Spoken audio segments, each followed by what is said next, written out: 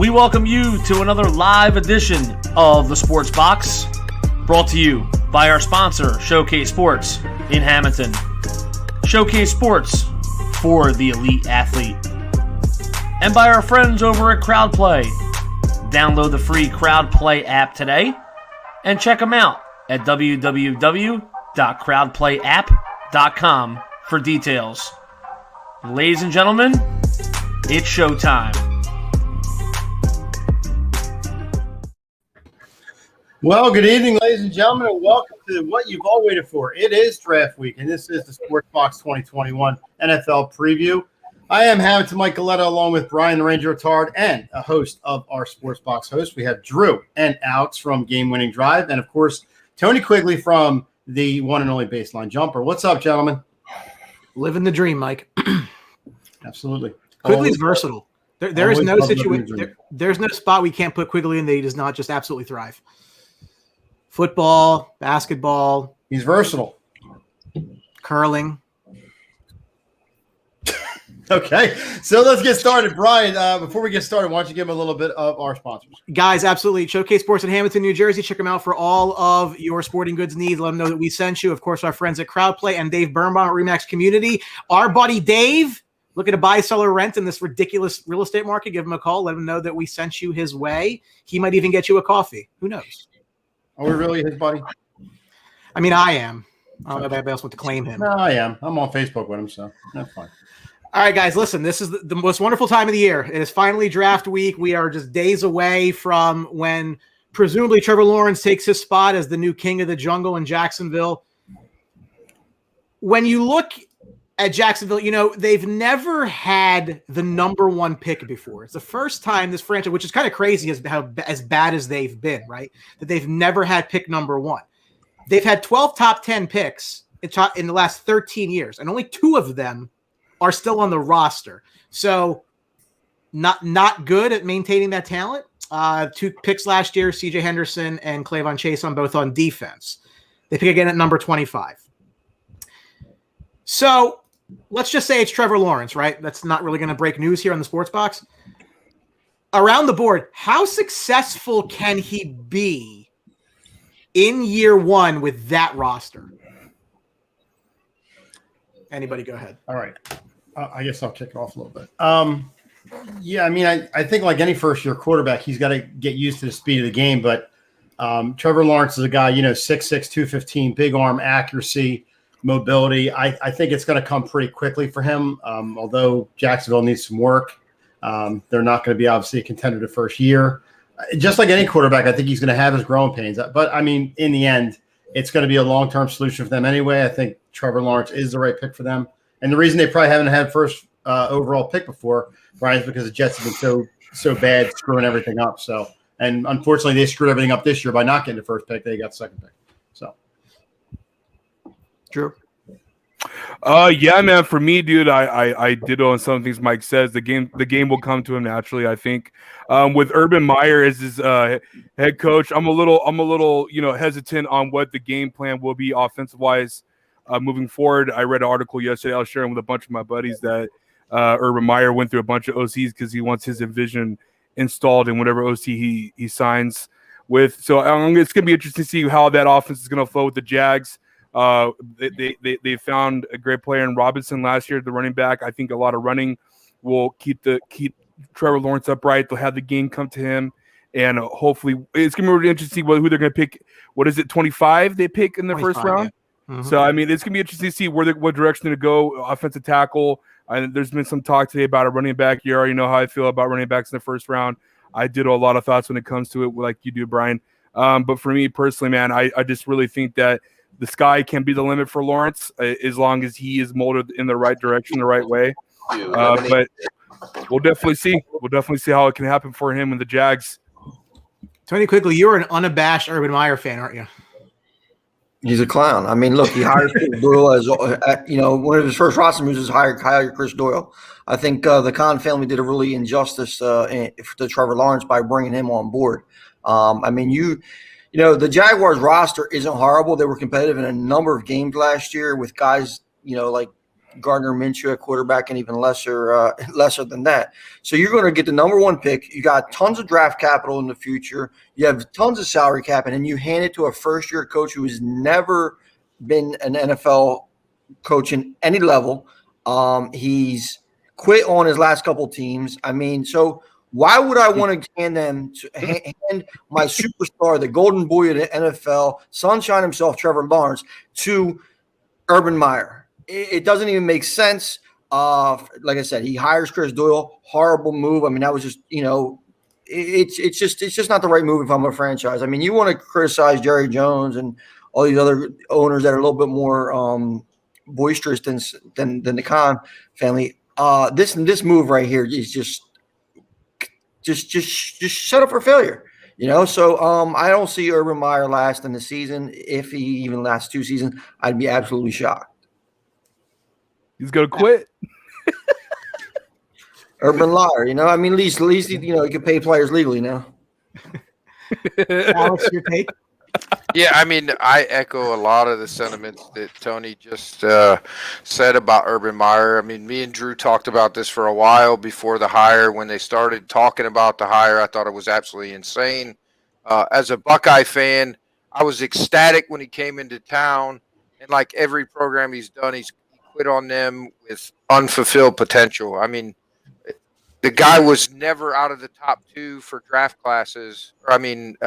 Recruiting classes. And what did he do while he was there? He got us 1 national championship with a third-string quarterback that we kind of lucked into. I don't really put that on him. I wasn't a fan of anything he really did in his time there. He didn't develop quarterbacks like he never has. If you look at his Tim Tebow's his most successful quarterback in NFL, and the guy was, you know what I mean?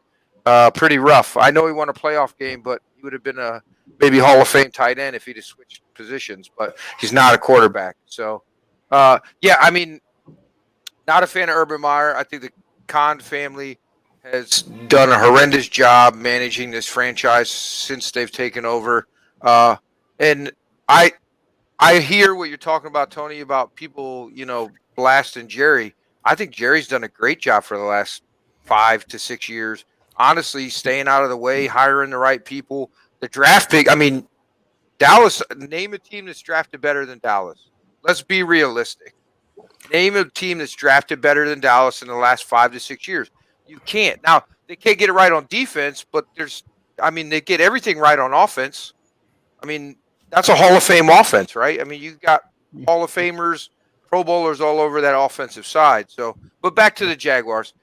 There's a lot of talent on offense there. I think Lawrence will have some good numbers. I would say, he's the best prospect probably since Andrew Luck.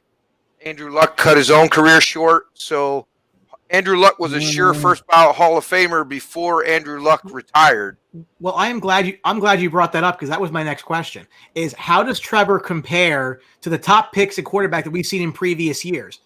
And I'll start with Joe Burrow, because this was a discussion I'm sure that we had a year ago when, Joe was winning a national championship and going number 1 to the Bengals was, hey, who would you go, Burrow or Trevor Lawrence? Now, I saw something, and you never know with memes and stuff what actually is real, but that one of the, I think AFC scouts was asked, would you go Burrow or Lawrence? I got to go Burrow 100 times out of 100, I guess, from what they've seen.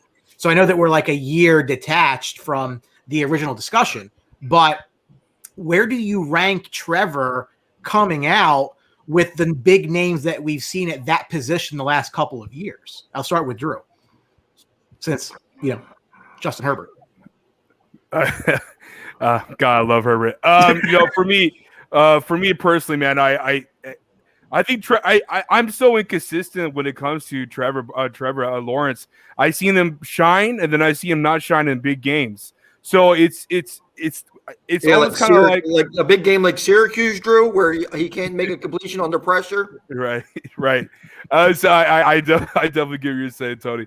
I don't know, man. It's really hard to determine what is going to work out for Trevor when he goes to Jags. Like I said, it's a one-back shotgun spread formation that Urban likes to run. Urban liked to run in college. I don't know if that's going to translate into the NFL. It's always about the system. Is the system going to fit the player that's going to give him the most that you can get from him being his potential? I just don't know if that's going to happen in the Jags at all. If it's me, I know Tony's next. If it's me, I might have to go with Burrow. I like what I saw out of him in his rookie year last year with Cincinnati. We can probably arguably say that's probably a less talented team, probably than Jags. I mean, maybe they're even. I don't know. It's kind of, I have to really go to the top to the bottom of the roster. But for me, I already like the head coach over at Cincinnati than I do over at Urban Meyer. So I mean, it's really interesting how this is going to go with the Jags and with Trevor Lawrence. I'm really interested to see how Urban Meyer is going to use his potential and use him to the best of his abilities. But I'm going with Joe Burrow, Brian. I like Joe Burrow better. Tony. Oh, okay. Yeah, I mean, I agree with Drew as far as I would take Burrow ahead of him. I mean, Lamar Jackson already won an MVP. This guy hasn't even played a snap in the NFL. I mean, I don't think he should even be up there on the list. Josh Allen, the same thing. I mean, these guys are way too much accomplished to compare to number one overall pick. I'm not a huge Trevor Lawrence fan. I don't think he is in the stratosphere of somebody like Andrew Luck, especially coming out. Joe Burrow, what he did last year, Herbert in their young career, they showed that they belong in the NFL. I mean, I think I had Joe Burrow as rookie of the year before he got hurt. He just looked good. He belonged. The thing with Trevor Lawrence is there's been so much hype around him for so long since he was a freshman. And it kind of shows like I do, a shitty basketball show on Wednesday nights on this network. But I love it. If we're talking about comparing football to basketball, basketball gets so much crap for, the one and dones and all this kind of stuff. Well, how about a kid like Trevor Lawrence who had to play 3 years of football, but no one complains about that. He was the golden boy his freshman year, and if he came out his freshman year, he would have been a number one pick over many people. So when you're looking like that, there's been so much hype for Trevor Lawrence, and I'll give the kid credit because he didn't fold under the hype. He was able to accept all the pressure on him for the last 3 years. But when you watch him play, he does some things that are phenomenal, like hit open wide receivers, against South Dakota U or whatever. Yeah. I mean, if you really break down his tape, some of the throws he makes will really make his, make your jaw drop at times. But then again, some pressure up the middle, he gets erratic and he makes bad throws. And that's what I'm saying. Like, I can't see, a guy like Andrew Luck doing that. I mean, Burrow or even Herbert didn't really notice too much about that last year as far as like under pressure getting shook a little bit and stuff like that. And, there's a reason why Clemson didn't win the national championship. And, Joe, and I think Trevor Lawrence in this draft, he is the number one pick, best quarterback. Potentially, I wouldn't be shocked though if somebody surpasses him. Whether it's a better situation or he just doesn't pan out in Jacksonville. Alex. Yeah, I mean, I would agree. I think the situation is going to limit him as far as his success. We already talked about Urban. I think that's going to be an absolute train wreck down there. I think he's going to negatively affect his career. If we're looking at this list, obviously we talked about Allen and Lamar are off there, right? But I would take Burrow or Herbert or Kyler over Trevor Lawrence at this point because I know what I'm going to get out of them. It's the things we touched on, right? It's like watching Alabama or Ohio State or now Clemson quarterbacks against interdivision or, our Sisters of Mary teams. Yeah, they have gaudy stats, but who do they really play at the end of the day? Alabama's got 22 first-round picks on their roster most of the time, on their team most of the time. Same thing with Clemson, same thing with Ohio State.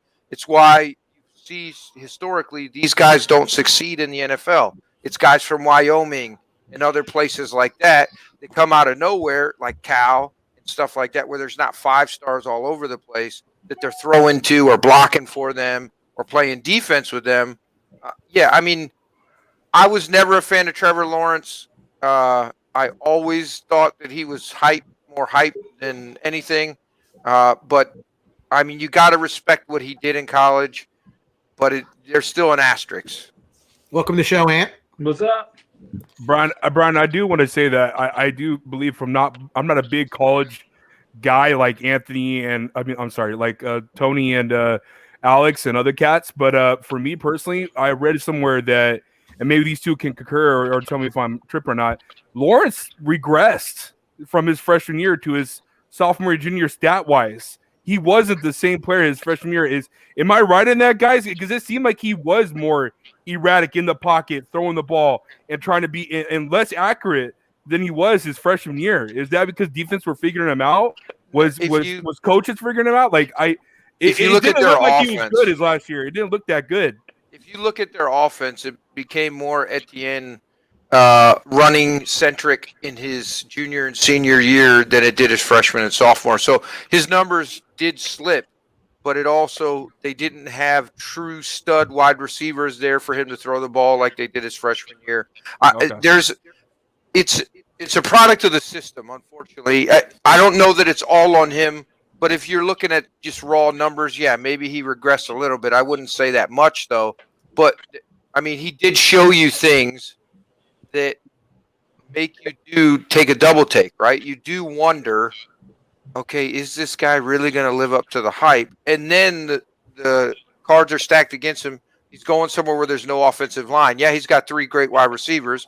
He doesn't have a really good tight end for a safety valve. He doesn't have 2 tackles at all. So, I mean, I'm hearing rumors that the Jags are somehow trying to work a miracle trade to get back up to 4 to get Sewell to pair him with Lawrence, right? Unless they can figure something out where they get a true number 1 tackle, Lawrence is going to have a rough year, and I don't know necessarily it's going to be because of his talent more than the scheme and what pieces he has around him as far as protecting him. Definitely. Anthony, where are you on Trevor here? So obviously he's going to go number 1, but when you start comparing him to guys like Burrow last year and the years before, where do you rank him? And do you rank him, I think, less today than you did this time last year?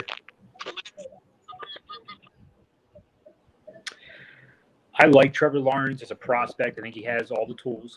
I just don't know if it's in here for him. And he'll have a lot to say about that more than I will. But he just doesn't carry himself like that's all he cares about is football. Like some of these other great quarterbacks, like Joe Burrow does. He's got that cool swagger about him. Trevor Lawrence is just like, he's very meh to me as a personality. All the talent is there. It's just, is it here and here? But there was questions similar to Justin Herbert too. Had a lot of personality questions last year, and he's seen that he kind of matured and rose above that. You got to give the kid credit. I mean, these kids, sometimes they don't develop completely. I don't have a problem with Lawrence's personality at all. Mike, you were big on Herbert last year. Where's your comparison now to Trevor? Well, I was going to bring out what you guys, what Ant brought out at the end is I think maturity too. I think Trevor Lawrence he's going to have to grow into that leader in the huddle and be that guy to really take charge of everything. Whereas I think Burrow, obviously with the national championship team and things like that, he had Jamar Chase to throw to. That's always helpful. But I think he's it seems like Burrow is more of a leader, more of a take charge guy. And I think they really came to him in Cincinnati. I think that's why he's going to do really well there. Trevor Lawrence, I don't think has a long way to go, but I think he's got to grow into the game. He's really got to do some things to get acclimated to the NFL. I mean, it's going to be a big step up regardless of what he did in college. It's a big step up now for him in the big boys. I think Drew's point though, with the asking about the regression. I don't know if you or Drew asked about it, but you got to understand too. Like when Trevor Lawrence burst on the scene as a freshman, he was like the next best thing. He had the newness about him. He had the air about him. Everybody's like, oh my God, look at this guy. And it could be a little bit familiarity brings contempt situation. So when you have it like that. I mean, because if you see their backup quarterback when Trevor Lawrence was out this year, DJ Uiagalelei, I mean, he had the 4th or 5th best season as a freshman. Yep. Statistics wise. So I mean, there's a lot to be said. For his regression might be a little bit overstated, but at the same time, there are definitely question marks about him. Probably not to this question, but is there really any realistic package of anything that Jacksonville would consider moving here from? Sure. Yeah, I mean, Russell Wilson and 4 first-round picks. I mean, I just realistic. That's what I'm saying. I don't know if there's a realistic package. I mean, there's a package they would accept. Maybe they would go to number 2 And, for 2 first-round picks and, something like that and a player maybe. I mean, I don't know. I can't see a realistic package that would be able to be put together. So Brian, But let's also think of the situation of Trevor Lawrence. He's selling jerseys down there. Jacksonville hasn't had the face of the franchise in a long, long time, and they finally got one. Yep. yeah. So Dallas boys, do you remember the Herschel Walker trade? How lopsided that was. Now that's something that if you throw something out there like a career trade, it's unlikely, but that's the trade you look for. That blockbuster deal that's just going to blow the head off everybody in the draft, and that's the only way you get rid of the number 1 pick. I mean, you get so many picks, your head's spinning. There's no way you can turn it down. That's the only way. You can move one. I just don't think they can move one right now. And I don't think Brian, where are the Jags in the cap space? They had I can't coming into the season. They had all of it. Yeah, I was going to say, I think they had like 70 million or 68 million coming into the season. I was just asking to see. I was asking to see if they could. They are the number 1 team in the league with a 39.6 available right now. No. Okay. Yeah. But They had some good signings in the offseason where they spent some money, but they still got 40 million. Listen, the Jaguars are desperate for a face of franchise. They need it. Tony hit the nail on the head. Basically, man, he's already selling jerseys down there, dude. In Jacksonville, they need a second coming of Christ, and I think that's going to be the guy for them. Unfortunately, we'll see if that translates into the field. I mean, I think you could have made a legitimate trade with Deshaun Watson prior to all this drama, all this stuff that circulated around him. I think they could have traded with the Texans possibly, but there would have to be first-round picks for future first-round picks added in. Because they don't have one this year, right? It's Miami's, right? So I would take, a known quantity or known quality over an unknown quantity, to be honest with you. But yeah, I don't know if there's a way they could trade out of the first pick for them personally. Another team possibly. Brant said, I agree with some of this. Lawrence burst on the scene. People spend 2 years trying to pick him apart, and I think that's fair because again, he's been that leader. This has been like a countdown to his selection, right? So now it's always like reasons why wouldn't you take him? You kind of talk yourself out of it. Austin Minshew Mania is no more for the Jags. What do they do with him now? I don't think anybody cares. Just get him a nice beach somewhere. Tell him to go do some porn or something. He's got the mustache for it. You wish, Brian. Number 2 is the New York Jets. Highest pick since 1996, where they took Keyshawn Johnson, number 1 overall, took Mekhi Becton last year. It's their 6th top 9 pick since 2012. That's probably not good. They traded Sam Darnold to the Carolina Panthers, and they also pick at 23. So, Mike, I'll start here with you. Mark Sanchez, Sam Darnold, presumably Zach Wilson. Why is it going to be different this time? I think the Jets have a better handle on it with Douglas back in there doing the quarterback and per draft. Darnold was doomed from the start when he admitted he was seeing ghosts out there, so you knew he wasn't going to be the guy. And the Jets screwed themselves up when they beat the Rams and the Browns this year because they took themselves totally out of the number 1 spot. So they kind of have to go for second best. But with all things said, I think they go with Zach Wilson. I think he's a good arm, good talent, had some off the field stuff and injury issues, but I still think he's the second best quarterback in the draft, coming from BYU, where they threw a lot this year. I don't think the Jets could really screw this up the year. They need a quarterback, but I told you, Brian, and we've talked about this multiple times. I thought honestly the Jets should take that pick and move down and get multiple picks. This team isn't one person away; they're multiple people away, and for them to load up on one guy and just keep building from that, they don't have the track record that they do a good job with that. So I thought a good move for them would be take the number 2 pick, move down, 5 to 6 or even further than that. Just get as many picks as you can in the first and second round, and just you got Douglas back in there who'll make good picks. I think you need more than 1 pick. I think you need multiple picks with the Jets, but I think they're going Zach Wilson. See, is it Quigley or me? Whatever. There's no order. For me personally, Brian, when I hear that, when I hear that line, I see ghosts out there. It's because of Adam Gase. That's why he sees ghosts out there. There's no one that there. You could literally take that in 2 ways. He was seeing demons out there because he has no one to protect him, no one to throw the ball to. They spent 30-something million on Le'Veon Bell, which we already know. We don't need to go down that trail because we already know how that goes. there's no gold pot at the end of the rainbow with that signing, as it is evident as today. So with that being said, Zach Wilson, I think, is my bust of the year for a quarterback standpoint. I don't like this pick at all. I don't like the trade for them for the Sam Darnold. They could have stayed put with Sam Darnold, trade back, attain more draft capital, and filled up all those holes that they could have for the Jets. You said it, and you said it, Brian. Since 2006, they've had or since 2012, top 9 picks. I mean, that just goes from the top to the bottom. Robert Slay was a great hire. I like Robert Slay. I think he'll fix his defense a lot, but he can't fix his defense with only one pick in the first round, or 2 picks in the first round, whatever it is they have. And I don't like it at all. I don't see it. BYU, they haven't had a good quarterback since Steve Young. I just don't see this happening at all for Zach Wilson. He's gonna see the same thing that Sam Darnold's seen the last 3 years. So I'm not a fan of it at all.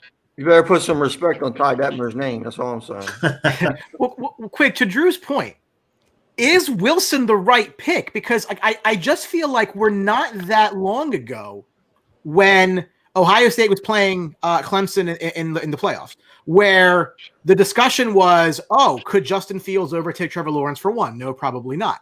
But like that was the presumptive second guy.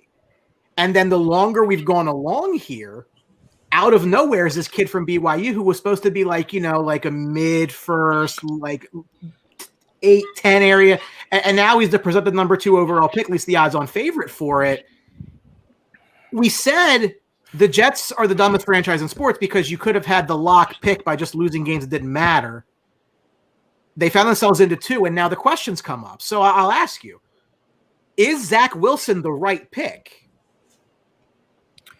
Well, when you examine the Sam Darnold situation, the Jets set him up for failure from day one with how they drafted and everything like that, like we just spoke on. Now, is Zach Wilson set up for the same failure?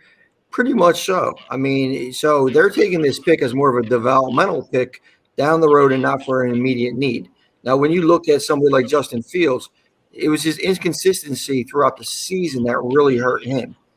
He did not have the Northwestern game was horrible. Then he had some great games and he had some bad games. So it's where you're looking at it like, wow, okay, is this kid really what we're going to invest our franchise in? So from an athletic standpoint, talent standpoint, stuff like that, you're looking more of Justin Fields' prototype for the long term. But Zach Wilson caught their ear. I mean, they like what they see from the kid. They like his aggressiveness. They like his playmaking ability. And it's just a personal preference right now. And I'm not huge. I don't really see big of a difference between Wilson, Fields, Trey Lance, where you draft one of these guys and you're immediately just like, okay, now my franchise is set. It's a crapshoot, and we'll see if Sewell and the Jets get it right. Well, Ant, the one thing here is, I mean, they went from definitely a risk-free pick to a risky pick because everyone in the world says Trevor is going to be the number 1 guy. So he's the number 1 pick. If you're wrong, everybody's wrong. It's not very different from my hockey team, the way they've picked the last 2 years. So now that they're in this position where they have a legitimate decision to make, like, doesn't that open themselves up for criticism? But they have a legit shot of making the wrong decision. And frankly, history will tell you past performance does not guarantee future results, but the Jets can't draft. I would almost rather trade back and see who picks quarterbacks before me, and then whoever's there is there, and then I don't have to make that hard decision. However, Zach Wilson's very polarizing. He's got all the talent in the world, just like Trevor Lawrence does. You hear some stories about him, about his college teammates, whether they liked him, whether they didn't like him. But, I mean, the Jets have done extensive homework, a lot more than any of us have. And they know for a fact. Dude, Zach Wilson was my fantasy quarterback for this year, and I bet on BYU every year, so don't think that the Jets did more homework about Zach Wilson than I did. He did great. Listen, he was fine. He was better than fine. This is just such a tough decision for the Jets because it's either going to end up really, really great or it's going to end up horribly wrong. And to me, I think I agree with Quig. I think the 4 after Trevor Lawrence are all pretty much the same. And it's just, like you said, it's a crapshoot. It's really, it's high risk, high reward. But I'm sure they did their homework on Darnold and Darren Lee and D. Milner, and, Right. all of these Different regime though, bro. You can't blame guys. You can't blame the old GMs for Darren Lee in this situation. I mean, if they wanted to, and obviously this new regime did not like what they seen in Sam Darnold, so they want to get their guy, and Zach Wilson setting the tone for this franchise for years to come. I mean, listen, Quinn Williams is a freaking stud. So they got 2 first-round picks. Let's see what happens. I will say this: Zach Wilson's personality fits New York. So this is going to be like almost a Joe Namath type personality back in the Big Apple. So we'll see how it works out. Mike, you've brought this up. I'll ask the board. Would they have been better off keeping Sam, trading this pick down, taking other positions? I mean, again, is the way that they've played it out the way you would have played it out? No, I mean, I thought they had a lot more needs than just quarterback, and I think that's where some teams get themselves in trouble. So, what's up, Kevin? So I think the Jets would have been better off, even though Darnold's not that elite quarterback. I think if you could have got him some weapons and beefed up the offensive line, did some things for him with multiple picks or some stuff in a year or two, I think the Jets would be fine. I just think the quarterback is nice to have now. You get your franchise quarterback, but I think the Jets have a long way to go in the way of getting a team there that they're going to, contend and move this needle forward, because they need a lot of help right now. I like Countess says yes across the board. This is Kevin. Zach Wilson came up out of nowhere for no reason. Fields did nothing wrong in his draft stock drop. Fields is a stud, and maybe we'll look back on this years from now, but maybe there's a little bit of what happened to Trevor happened to Fields. And the longer you're in the higher spots, the more they try to break you down, the more they try to find what's wrong with you. And then you kind of fall a little bit as a result of that. Because Fields wasn't in the spot that long though, bro. He just transferred. He went from Georgia, couldn't get the job down in Georgia, transferred to Ohio State, and now here we are in a shortened season. That we can't discount the lack of draft preparation, as far as the combine and that kind of stuff. Where it's going to affect this draft a lot. Mm-hmm. It is a different draft because of that. Again, I think, we thought last year's draft was weird, but I think this year's draft's kind of more weird because you have guys who haven't played for a year or some in very limited spots, limited competition. I think, what's his name? Caleb Farley hasn't played in close to 2 years. So, there's a lot clearly. Teams also can't get access to medical records. So, I mean, that kind of hurts too a little bit as well. Yeah, Jerry Jones was complaining about that the other day. Mm-hmm. I think that the intrigue, whatever intrigue there is, starts at the 3rd pick with San Francisco, who moved up to Miami's pick. They took 2 picks last year, defensive tackle Javon Kinlaw and Brandon Ayuk, traded number 12, 2022 first, 2022 third, 2023 first, for number 3. They have spent 8 number 1 picks on defense since 2013. It was a very bold move to go from 12 to 3 around the table. And I'll start with you. Would you have made the move that they made? Absolutely. They have no quarterback, even with Garoppolo. I think Garoppolo stinks. And they just have to make sure they get this right, because from everything I'm hearing, it's between Mac Jones and Trey Lance, with the coach. All right, okay, stop. I gotta stop this bullshit. You were up here talking football, right? You guys know the pick's Mac Jones, right? Yeah. Why are we saying, like, the 49ers organization, even the players are coming out in the media clowning everybody, talking about, oh yeah, Shanahan's really saying, oh, it's top 5. No, the pick is Mac Jones. Okay, so if you did your mock and you don't have Mac Jones at number 3, you're a fucking moron. All right, bottom line. Okay, the pick's Mac Jones. So talk about Mac Jones being the number 3 pick, and not who. It's not a debate. It's Mac Jones. That's the pick. Woo! Tony's he's down to minus 305. When he was picked, it came out that it was his. 49ers are trying to cover up with a smoke screen because their obvious pick is out. But why would it be a smoke screen? What's that? They're already at 3. Because their pick was exposed so early on, they're trying to put some kind of air of mystique about it. This is the week of misinformation.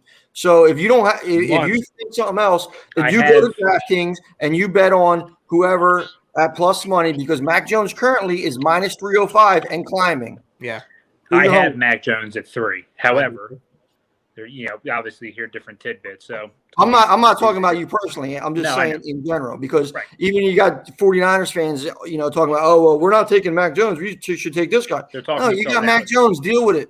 Right. It's crazy. Oh fuck yeah! I'll answer the question right now. It was an idiotic move. You could have stayed at 12 and got Mac Jones because no one else is gonna fucking get him. It's just plain and simple. No one else is going to draft him. We saw his pro day. We saw how he was. He's surrounded by stars in the Alabama, and it is what it is. They could have waited and got Mac Jones. When I thought they did this trade, I thought it was for Fields. That's what I thought until That's what I thought originally.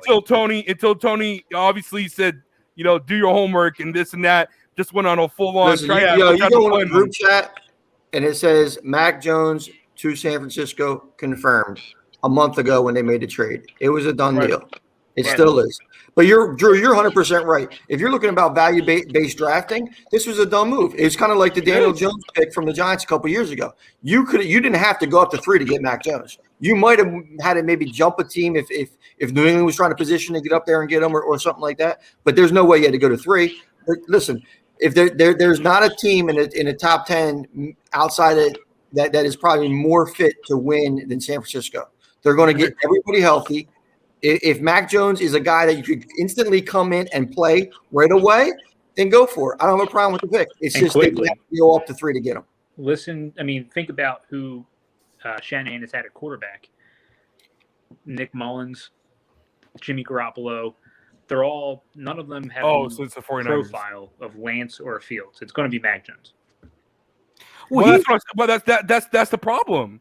You're getting a Jimmy Garoppolo 2.0, but healthy. Well, he's better than with no prior injuries. But we don't know that because we haven't seen him play in the NFL. You know what the problem is, Drew? You could have waited. You could have waited at 12, Brian. Here's the thing, Drew. There's not tape of Mac Jones overthrowing a slant play in the Super Bowl to cost them the win. And that is ingrained in Kyle Shanahan's head. So he wants Garoppolo out of there.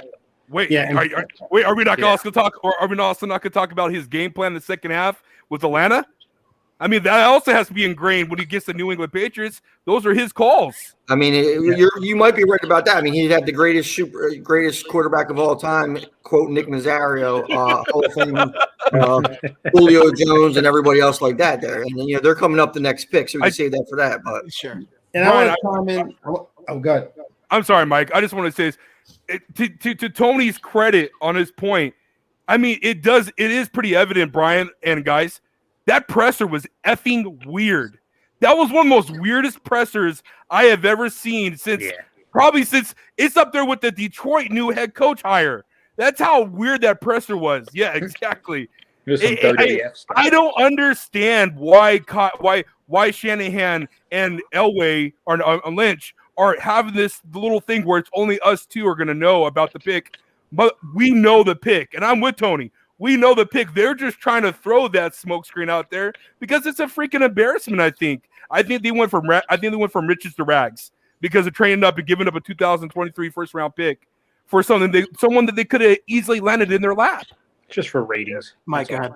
Yeah, no, I was going to agree with Drew. It's the same thing. I think this is the kind of pick that, they're getting giddy on Mac Jones, but they're taking him in the wrong spot. You go back to the Giants when they took, Daniel Jones at the number 6 spot, Brian. We said all that week on our show that I like the pick, but I don't like him at 6. They could have got him at 16 and nobody's going to jump all over him. I think it's the same case with Matt Jones that, they get down to their second pick. They could have got him later on down the road. I don't think you need to take a guy like this at number 3, but that's what Shanahan wants, and I think they're all giddy to get. So, that's what it is. I think it was the Peter King article that I read that back in the year where they took Solomon Thomas early on, I think that was the Trubisky year, that they liked Reuben Foster as the number 3 pick. And, if for whatever reason Solomon Thomas wasn't there or whatever it was, they would have taken Reuben Foster at 3 or wherever they were, and they wouldn't care what anybody else thought. So, yeah, that's fine. People get fired when people lose jobs when there's big mistakes like this. And I agree. I think if you decided he was your guy, I understand why you'd want to go up and make sure that you get your guy, but everything has a price. And are they going to regret not having 2 first-round picks? Yeah, probably. I understand. I like their roster. I think it's very deep and it's very good, but I'm a believer is that, you can't just, give number one first round picks away like it's candy and continue to be successful. Right. And some of these teams that blow picks all the time are examples as to why you can't blow those picks and still be successful. So, time will tell. I mean, I something I read said people think he's the most pro-ready quarterback in the draft. So I guess if that's your belief and you're trying to win immediately, okay. I'm not saying I agree with that, but he might be the most pro-ready left because Trevor Lawrence is probably the most pro-ready, even though like I said, I'm not a huge fan of him. But I mean, people are clamoring for Trey Lance. Played one game. Justin Fields played he played 6 games, and 3 of them he didn't really play well. 3 of them he played very well. So I mean, you have a guy with Mac Jones who he played the whole season. He played the whole season very well. He literally made a guy like Devin Smith the Heisman Trophy winner, even when they lost Jalen Waddle. So you have to give him credit to a certain extent. Agree. Well, in long stock, I think we all agree, though, no matter what, the draft starts at 4. The draft starts at 4 at the Atlanta Falcons. They have needs all over the field, clearly, being there 4 and 12. Last year, they took A.J. Terrell, 16th overall, and I think that it kind of surprised people at the time because I think they were trying to trade down. They were probably begging Philadelphia to trade up to go get Lamb ahead of Dallas. They chose not to do that, and they took a guy who probably would have been there 5 picks later because, again, that's what they wanted to do. It's their highest pick since 2008, where they took Matt Ryan 3rd overall. Their first top 10 pick since 2015. They took Vic Beasley 8th overall. Hired head coach Arthur Smith is the new guy there. Now, Anthony, is this a help Matt Ryan pick or is this a replace Matt Ryan pick? I don't know. I think at first glance it's going to be a help Matt Ryan pick. It wouldn't surprise me if they went the other way, though. But I do think it's either going to be Sewell or Pitts. Or if they really like Chase and they're looking to move Julio, I mean they're investing a lot in their wide receiver core in the first round last however many years. But I think it's those 3 and that's it. Anybody else think like I do? No, I'll go ahead and sure. We already saw it today in the group messenger between Brian and Daniel. It was a pretty awesome debate because I could see both points on both sides. For me personally, Brian, I'm sorry, but I do think that if Fields is there, they're going to go Fields. You can't pass on him. But unless there's a team, a la Denver Broncos, let's just say, if they're able to trade back to 9. Or trade back out of that pick and be able to get a guy like Parsons to help that defense, or to Surtain to match up with Terrell.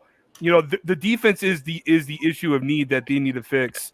Also offensive line, I do see tight end as a need, but they do have Hayden Hurst. I know that's not the greatest. I know Kyle Pitts is better than Hayden Hurst. I already know your argument to that, but Kyle Pitts is not going to fix this team for the future. They have a lot of holes. They need to attain draft picks. I really would. If I'm trading back and trying to attain more picks. If you want to talk about a smoke screen, this is a smoke screen because they are begging someone to come trade up for this pick. They're begging for it. Yeah, because definitely. They don't want to take a quarterback. And who the hell is going to take a quarterback 4th overall and then not play them? I was just gonna say that, Brian. Just gonna say that. Yeah, and this salary cap, I mean, that's why I was so critical of the Jordan Love pick to Green Bay, because you cannot let these guys just rot on your bench the couple of years you have them for no money. Look at what Dak Prescott just got. Like, the money for quarterbacks is going through the goddamn roof. You have these guys for a very short period of time with low cap hit that you can do other things around them. So I don't buy this idea that, they're going to go draft a quarterback and let Matt Ryan, with all that money, sit on the bench and play the kid over him. And they can't get out of Matt Ryan's deal right now, which is way too punitive. It's worse than Wentz's deal. So, that doesn't make any sense to me. They are desperately trying to get out of 4. Go, hey, Denver, you want the quarterback, or we're going to take your quarterback if you don't trade up with us. Because we'll go back down to 9, and we'll take an offensive lineman. We're going to have the other litany of things that we need. If that does not materialize, okay, then we're going to continue with the group that we've got. And what is the quickest way to help the group that we've got? It's Kyle fucking Pitts, because that makes that offense completely unstoppable. Whether it's Julio's on the field or not, who do you cover? So if you can't stop anybody, that's fine. We're just going to go score 48 points a game. Can you score 49? Maybe you can, but we'll see if you can or not. So to me, I don't see any way that Matt Ryan and a rookie quarterback are on that team at the same time next year. I don't see it. You know, I hate when you guys do this to me because I read that group chat, which I recently just unmuted because it is draft. I did that a long time ago. Because there's some people on there that are just unsufferable, and I thank Ryan Tar for adding them to the chat. I do what I can. But the thing that I really, really hate about this is that I have to agree with Brian Attard 100%. Yeah, good. Matt Ryan still has life. They didn't hire his points were pretty much, spot on, and I hate to admit it, but listen, Matt Ryan's not going anywhere. Last year they drafted their first. They remember last year Atlanta had 2 first-round picks, and it was I'm sorry, not last year, the year before they went tackle and guard to build that offensive line. Now they get another weapon in Kyle Pitts, and I didn't say tight end, I said weapon because he's a weapon. Julio Jones, whether he's on that roster. If you could get somebody to take them like a Green Bay or somebody else like that, then that's just going to help them long term.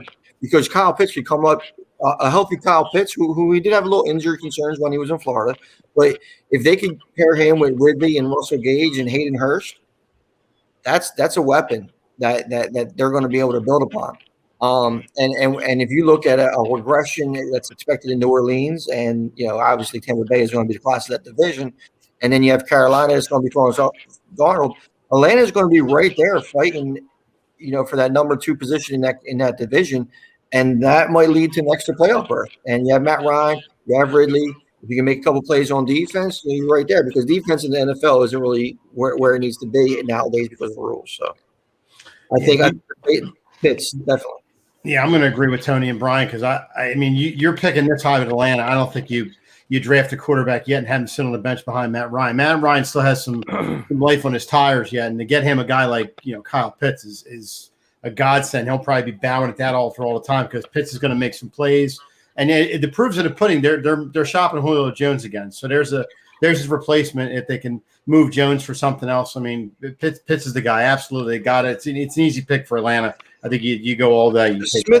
Smith isn't going to draft a quarterback because he's not going to be coaching that quarterback if he does. Right.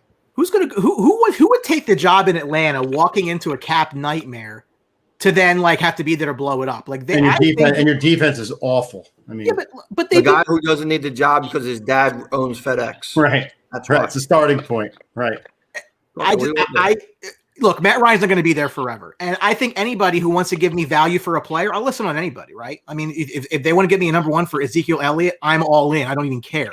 But just because you're listening on a player doesn't mean that you're trying to sell that player.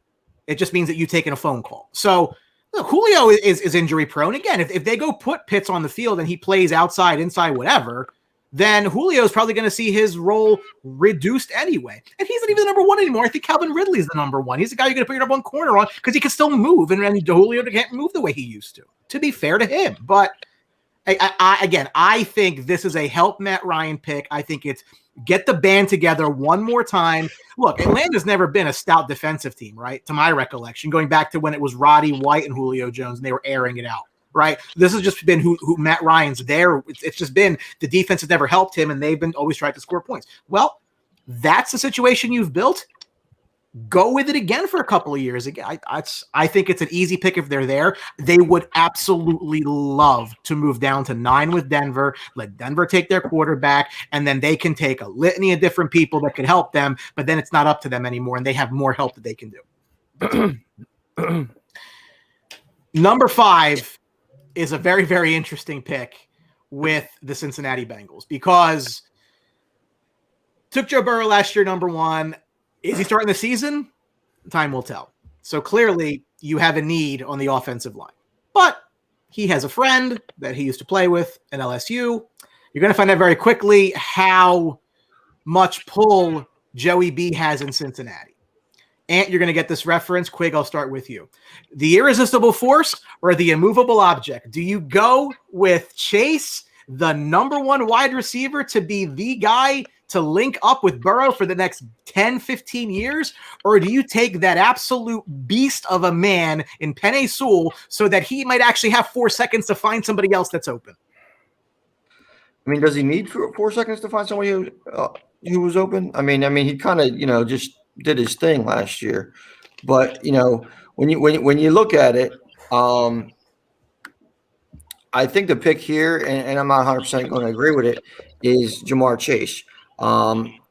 If you look at the signing of Riley Reif in the offseason, tackle, they have Jonah, their first round pick 2 years ago. Jonah Williams, he's back, healthy now. It's hard to pass up Sewell, but they do have some concerns on Sewell, and I think that the pick here is going to be Chase. Is it a mistake? I don't think so, because I think they have enough. They really need interior alignment, and that can be held later on in the draft. So I think you get your playmaker in Jamar Chase. You could go with T. Higgins. What a nice rookie season, but I don't think he's ever going to be that amazing stud wide receiver as Jamar Chase could be. Tyler Boyd is also on there, and you give Burrow his weapon of the future and pair the Bengal Tigers together again, and I think that's what we're going to say. Drew, I think they'd love if somebody traded up to 4, took a quarterback, and let Pitts fall to them. Because again, do they need a receiver? Maybe, but look, Higgins and Boyd. They lost AJ Green. Who cares? That train went a long, long time ago. Their offense was really good. With those two receivers, you can find receivers later. Pitts is a unique talent. That would be, I think, the perfect scenario for them. I've been a Penei Sewell guy for a while. I root for a team at number 10, which I would love to make a move up to go get him. Probably going to happen. Where are you on this? I would love for the Chargers to get Sewell. I just want to throw that out there. It's not happening, but no. Yeah, it would be nice to have Herbert pair up with his former teammate. But for me personally, I'm going Sewell for Cincinnati Bengals. I get what Tony's saying. I get what some Cincinnati Bengals are saying. You got Tyler Boyd, who's mostly an X slot receiver that's played most of the time, and you got T. Higgins, who people view him as a number 2. I think he has a lot more upside as a number 1. I think they have 2 good, solid receivers. I think Pitts would be the perfect pick for them if he's there at 5. But if Falcons do take Pitts at 4, then I got to go Sewell. Good left, a solid offensive tackle that, like David Cartwright just said, he'll be on the roster 10 to 15 years. Could be multiple All-Pro. Could be the perfect pick for Burrow, a quarterback who just is pretty much inches away from a career-threatening, career-ending injury. We got to keep him upright. You got to protect your franchise. You got to protect your investment. I'm not huge on the free agent pickers they got, but for me, I think Sewell will be the best pick for the Cincinnati. But it's a catch-22, and it's a hard pick, like Quick said. I can see justification for both sides, Brian. Mike, I just think that Cartwright mentioned he could be there for 10 years, and the Anthony Munoz comparing for Sewell when he was early on in his career, or not early on in his career, but Munoz was Hall of Famer for the Bengals, and Sewell could definitely well be there. And the hard part, like I said, Drew, though, is what do you do with Riley Reif and Jonah Williams? Because your 2 best offensive linemen are by far the tackle position, and neither of them guys are really set to move inside. Yeah, you're right, and I get that. I know there is some talk, and maybe Quick you would tell me, but Sewell has played interior. I just don't think that a team would want him to play interior because he's more of an offensive tackle. Well, that's another thing too, because and we say this about Rashawn Slater and Alabama Tucker as well. You don't draft the 5th, 6th pick in the draft to play guard. You can't do it. You can't draft a guard that high. The Colts did. Working out well for them. Yes. Quentin Nelson was just complete absolute freak, and I don't think anybody's comparing Sewell to. I think overall this isn't a great O-line draft, to be honest with you. Sewell didn't even play last year.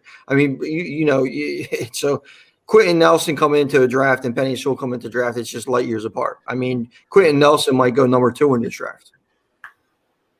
Yeah, I can agree with Drew. I think Sewell is the pick here because you got to protect your investment. You got a guy who you put a lot of money in, a lot of investment in at the number 1 pick last year, unfortunately got hurt. Now you got to make sure he stays upright. So why not start building the line? And this is a guy who's going to be on your roster for about 10 years now. It'd be nice to get him hooked up with Chase because then they have that continuity. You have that weapon there. But, I think Burrow will be fine with the weapons he has there. I just think you got to keep him up right now, especially with the unfortunate injury that he has. It's going to be a bad injury. He might not even play next year. They might hold him out the entire year next year. So you got to start beefing up that line and get it ready for him. So when he comes back, he's ready to go and you're going to protect him for a long period of time. Brian, this is a hard pick for Cincinnati. I mean, we really this is like Tony said, and we really got to emphasize on this.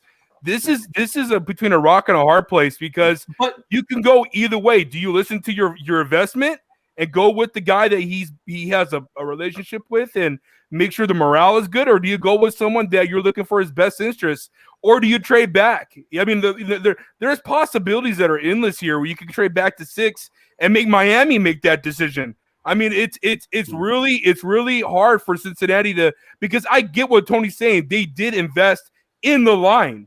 So do you go with a for sureable number 1 receiver that can play the Y position because you've already got X and Z? So it's really hard, and it's really going to be interesting to see what the Bengals will do and what's available to. Because if Pitts is there, I'm pretty sure all of us will agree that Pitts would be the pick. Well, that's where they were drafting when they made the Riley Reef signing too. Yeah, so it's not like they were like, I was just going to say that, Drew. If you have your choice of Chase or Sewell, and all of a sudden Pitts falls to you, you're like, oh, geez, man, you got to go Pitts. But you had a game plan to go line, and now you're going Pitts, and now that could put a wrench in some other stuff. So it's going to be interesting. I still think they go line. I think Pitts is going to be gone at that point. I think Sewell's the pick for them. The number 1 team that wants Atlanta to trade out of 4 is Atlanta. Number 2 is Cincinnati, because if you go 4 quarterbacks, they're basically getting their number 1 guy no matter what. Yeah, on their board, because the quarterbacks aren't there. And Pitts changes everything for them. I think that look, call it what it is, and I hate that teams think this way, but I think that they do. Offensive linemen don't sell jerseys. They're not really buzz guys. They don't really they're just not. Whereas, Jamar Chase sells a bunch of jerseys, gets everybody excited coming out of a year where nobody went to games. Again, I see a lot of reasons why it would make a lot of sense to take Jamar Chase, but I'm also a big offensive line guy. I mean, I would do a lot of stuff of questionable legality to get Penei Sewell in Dallas. So the fact that they're at a spot right there, that they're with a wide receiver that they're going to go. But Bri, if you put if the Dallas Cowboys draft Penei Sewell, you instantly have him start at right tackle, and you move Collins inside, which he's a perfect match. Bengals don't have that option. That's true. Good point. I can dream. Me too. I've been saying this for months. I'm not even bouncing off of this. He'd be an absolute perfect fit. So the Miami Dolphins have been playing chess, moving around the draft board. So they started out at 3, went down to 12 with the Eagles, and now they're back to 6. I'm sorry, 12 with the Niners, and they're back to 6. Back to 6 with the Eagles. Obviously, last year it took Tua Tagovailoa at 5. Probably wish they took Justin Herbert there, is what it is. Their other picks last year, Austin Jackson, offensive tackle, and Noah, not even going to try, at pick number 30. So, who the hell are they targeting? Because that's like your 3D chess. For you to go down from 3 to 12 and back to 6 again, you might kind of have to have that deal for 6 in your back pocket before you go down to 12, which obviously they did because it happened so quickly.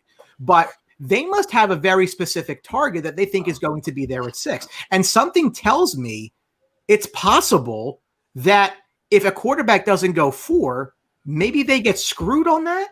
Or is this, to me, a very easy selection, because the way we have it going, I'm assuming Chase goes 5, that Penei Sewell falls in their laps at 6, so they probably would have taken it 3.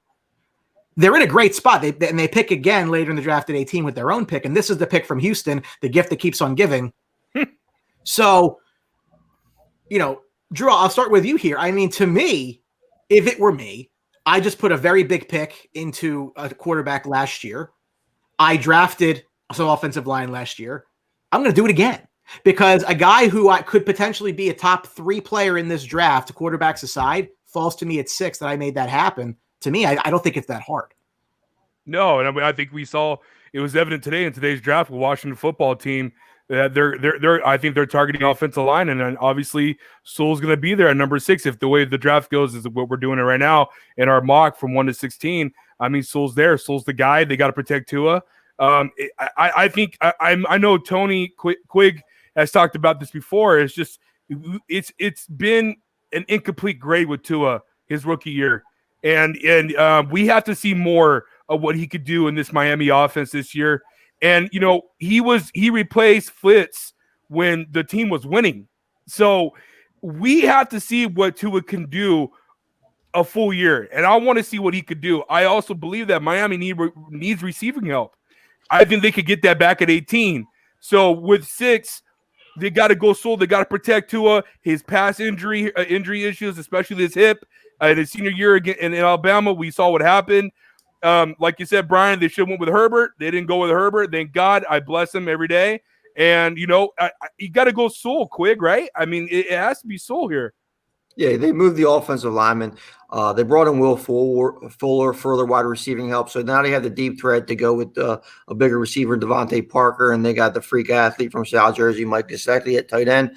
So you're looking at Sewell as their immediate need, and he's the best player at that position in this draft. So I mean, it's a perfect fit for Sewell to be there.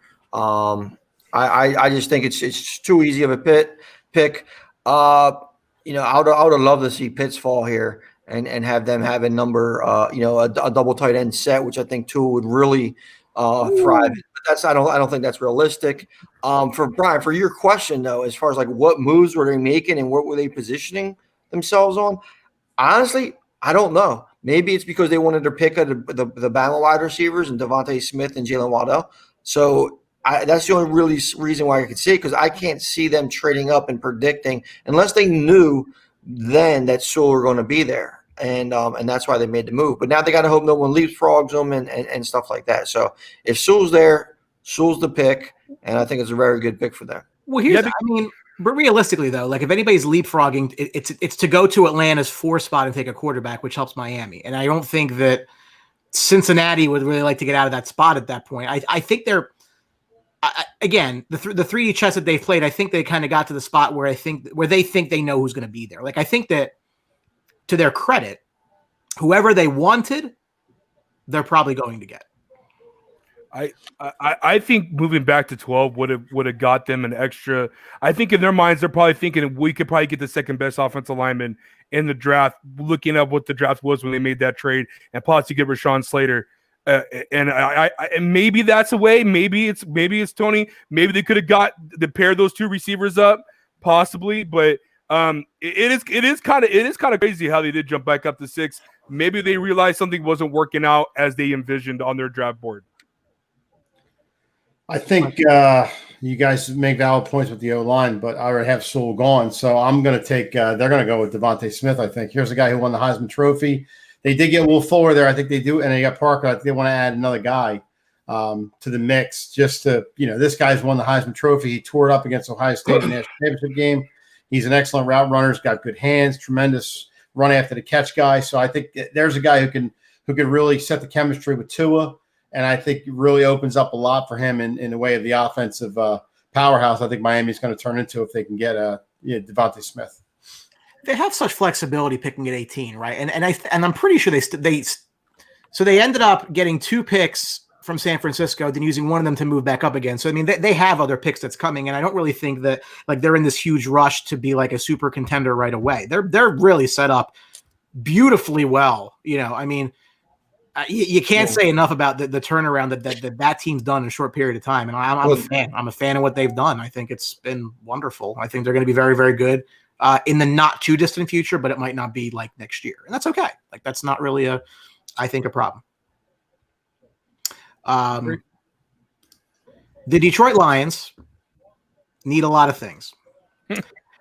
They sit here with the 7th overall pick. They took Jeff Okudah 3rd overall last year. It hasn't really panned out overly well from year 1.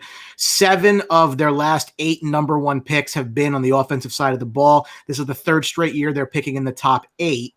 Obviously, their big move was the move with the Rams. They sent longtime quarterback Stafford out there. They got Goff back. Might be excited about that, but they also came with 2 firsts and a 3rd. So it is what it is, but those firsts are in the future. So, Mike, there's plenty of needs on both sides of the ball here. They're a team also. Again, all these teams I think would love teams to move up to go get quarterbacks because I don't think that they're in the market for one. There's a school of thought that they are. I'm not in that school because whether you think Goff's your long-term piece or not, and maybe he isn't, like I think that's a year or two before you figure it out. So you have time there. You have a year here. I wouldn't say it's a free look, but you have Goff for a year to see what he can be in your system. Take it and go. Where are you on Detroit?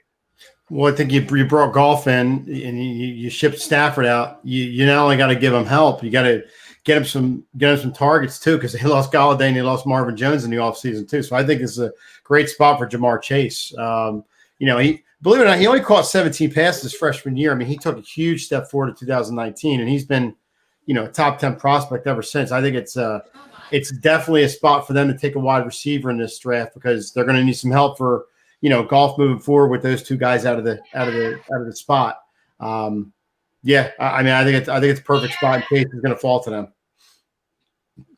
For me personally, you need a receiver, you need target help, and you need to help as you can for his limited abilities of throwing the ball. So with that being said, if it's a Devontae Smith, if it's a Jamar Chase, if it's a Jalen Waddle, it's one of those three guys. It's at 7. They got to pull the trigger and draft him and get someone to throw the ball to. I think all they got is T.J. Hawkinson. I don't know who else they have to throw to. Now, yeah. Yeah, I mean, I have Devontae Smith going here. He's available on my board. He's second as far as Jamar Smith. And I like Devontae Smith's pairing. I mean, there's something to be said of what the need is between him and Waddle, what teams like what better. But when you get Devontae Smith, you get a better route runner than Waddle. He's a little bit more sure-handed. He seems like he complements Goff well with what he had in L.A. with the Robert Woods and Cooper Kupp.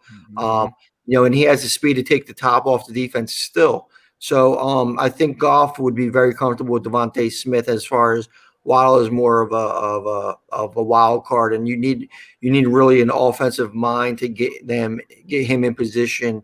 Devontae Smith is, he's 6 foot, he's like 165 pounds, but even at 6 foot, he's one of the taller receivers that we're talking about now, which is a little bit shocking. But this isn't the class of the Megatrons and the Randy Mosses and them guys. So when you're looking at it, I think Devontae Smith would be a good pick and a good fit for Detroit with Jared Goff. I think they look at receiver simply because, you lost your top two. You really have nothing out there. And if you intend to see what Goff's going to be, I think you need to make sure he has someone to throw the ball to outside of the tight end, who you took at a very similar spot a couple of years ago. I have Waddle. I'm not opposed to it, being Devontae Smith either. I think it's one of them. I think they get to pick. I think they'd also love if Penei Sewell were to fall. There's a couple of teams here I think are in that boat, and I think the next team's also one of them, but I don't think he's going to. Alex, welcome back. Where are you on Detroit? Yeah, I have Jamar Chase as well. I think that he's going to be available. I think the need at Miami, I don't know who you guys picked because I was driving, but I think Miami goes Slater. And I think Sewell goes to Cincinnati. I think you get back-to-back tackles. I think the need is too strong there for Miami to not pick up a tackle. I think it's a reach. Obviously, I don't think Slater is probably a first round, or if he is, he's a late first round grade. But I don't think he's he's top 7 or 5, 6 pick. So I think Jamar Chase. I think they get their pick of wide receivers. Me personally, for my taste, I like Jamar Chase. Just a slight edge over Waddle. I think Smith is honestly the 4th best wide receiver in this draft class, in my personal opinion. They're weird though, because again, they need so much. I'm not saying that lightly. Like they do. There's a lot of things that they need, and it is helping the defensive side of the ball. But I also think that the way the draft has fallen, like there isn't really. Like, I think if they went defense, it would be a shocker, because I don't think anybody looks at any of the defensive guys and says it's a top 7 pick. So, but here's the thing that you guys are mentioning Waddle, though.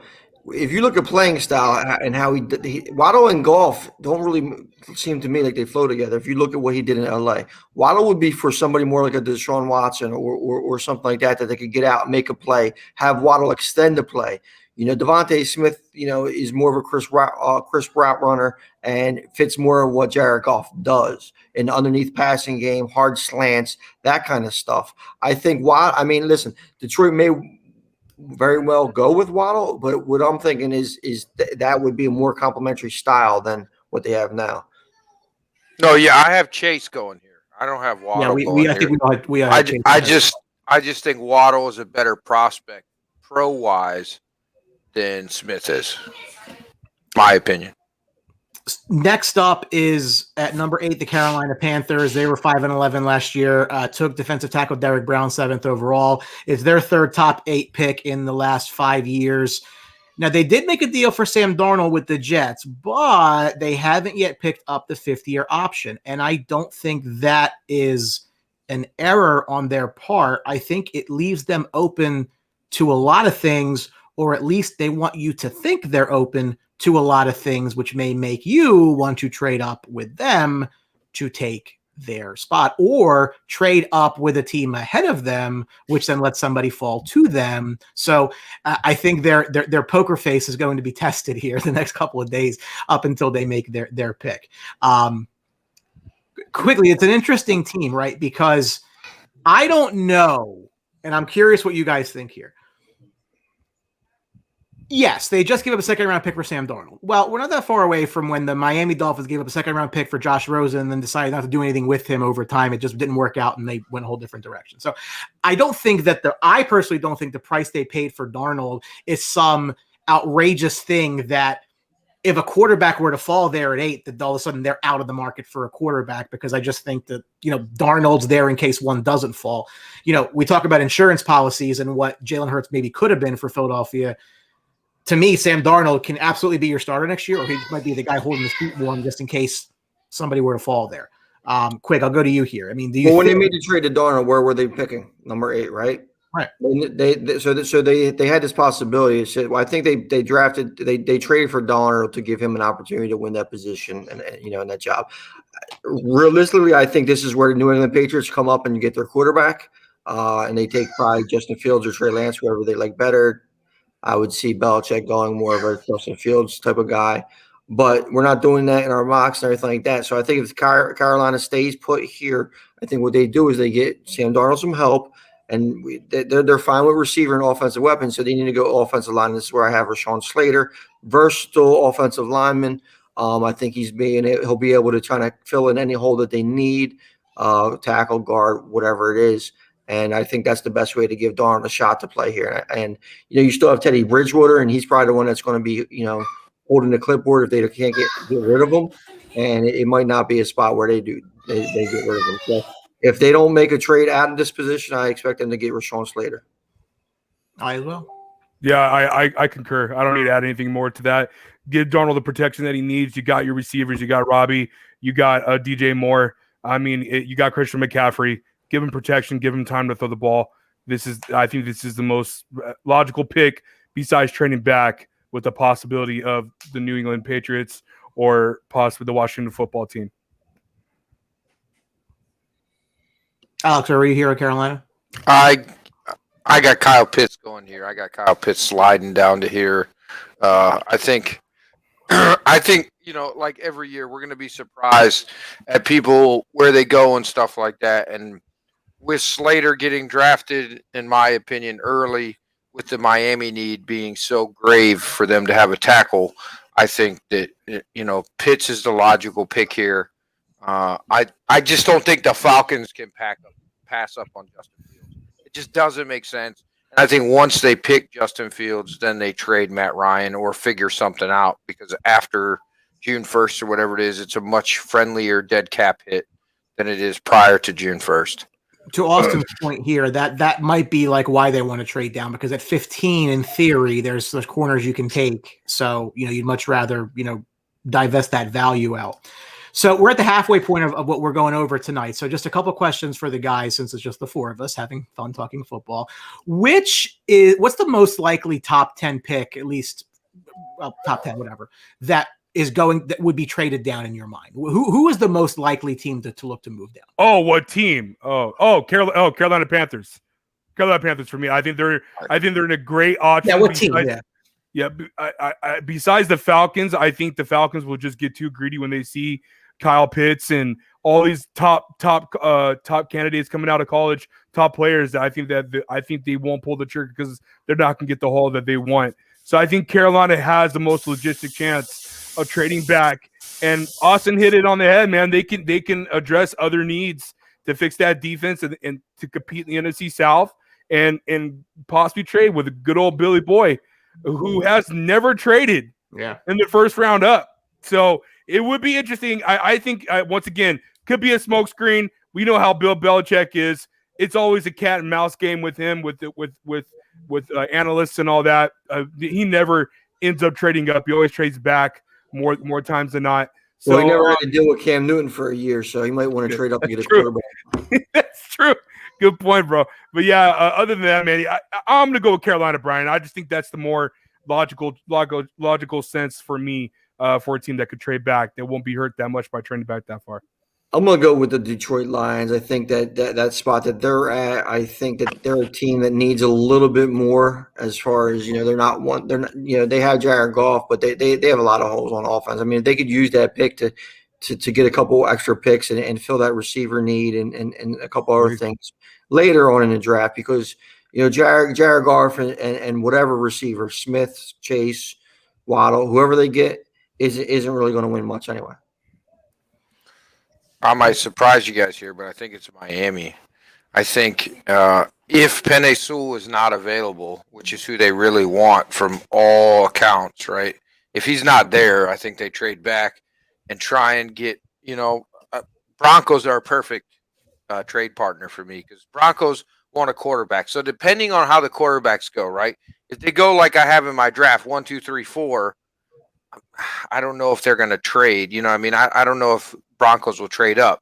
But if Justin Fields or Trey Lance is available in that spot, I think it's too tempting for the Broncos to not trade up. I think they have some really good pieces. I think their defense is still good enough that they may not win a Super Bowl, but they could be playoff contenders. And in Denver, they're not used to not contending for the playoffs. I mean, let's be realistic. I think they need a quarterback 100%. And because Locke is not the answer. I think we've all figured that out by now. Well, if you look at analytics, and we got teams trading up for quarterbacks. When they broke it down this week, I forget actually what I saw, but when teams trade up for a quarterback, they get absolutely murdered, and it doesn't work out. It doesn't work out. Jared Goff, Wentz. I mean, the list is on Redskins. and on. For what's that? Redskins. But that's what I'm saying. When you go back and you revisit these trades of teams who trade up to get a quarterback. I mean, so Alex, your top 4 quarterbacks were Jones, Fields, not in any order, Lawrence and Wilson, correct? So Lance, Fields, Wilson, and Lawrence. I don't think Jones belongs in the top, but I got what you're saying. Yeah, but that's what I'm saying. That's who you have gone, right? Yeah. So I have Lawrence, Wilson, Lance, Fields in that order. And so you have Mac Jones. So if you say that Denver trades up, the only quarterback that they would be trading up for would be Mac Jones. Right. That's what I'm saying. If it goes my way, but I don't think it goes my way. Right. I think Atlanta does not. So how I have it, if you have Fields going at 4 or whatever, do you really trade up for a much draft capital for Trey Lance? And what is he going to be changing in that? I'd rather just sit where I'm at and see if Lance falls or another one of the quarterbacks falls. Alex likes jumping my questions because that's actually my next one. It's likely to trade up. But for me, I think you can make realistically, 3 teams in this group that want to trade down. I think Atlanta would love to. I think Detroit would love to. I think Carolina would love to. Now, when they actually do that or not, you will have some quarterback needy teams that we're going to talk about tomorrow night that might want to make that move to go up. The teams that I think the most likely team to trade up to me is Denver and New England for the same reason. And I think, again, Tony, I hear you. Like, it doesn't really work out. But if it doesn't necessarily work out because you pay so much to move up, it all depends on the price. So if Atlanta – Now, real quick, Brian, just to jump in. Yeah. And what I saw, the overall price that they kind of – however they figured it out, it was actually ESPN the other day. The overall price for the teams, and they averaged out with the new draft chart, the old draft chart, everything like that, was the number 1 overall pick. A future number 1 overall pick is what it was worth. Makes That's sense. insane. That's insane. Yeah, I agree with you. I totally agree. I feel like you should stand pat for the most part in the draft and draft at your position or trade back. Always be willing to trade back. Never want to trade up. I always scrutinize the Browns whenever they trade. I mean, I think it's disgusting, right? You just pay too much. I agree with you 100%. It's not worth the draft capital. I was shocked when I seen that broken down like that. Like how actually bad it was when they went over everything. It was dreadful. It didn't work. Well, you mortgage your future for the most part, right? I mean, you're giving up normally 2 future first-round picks. Mitch Trubisky, how'd that work out? Exactly. Yeah. It was only a 3 and a 5. I agree. Here's the thing, guys. To say that.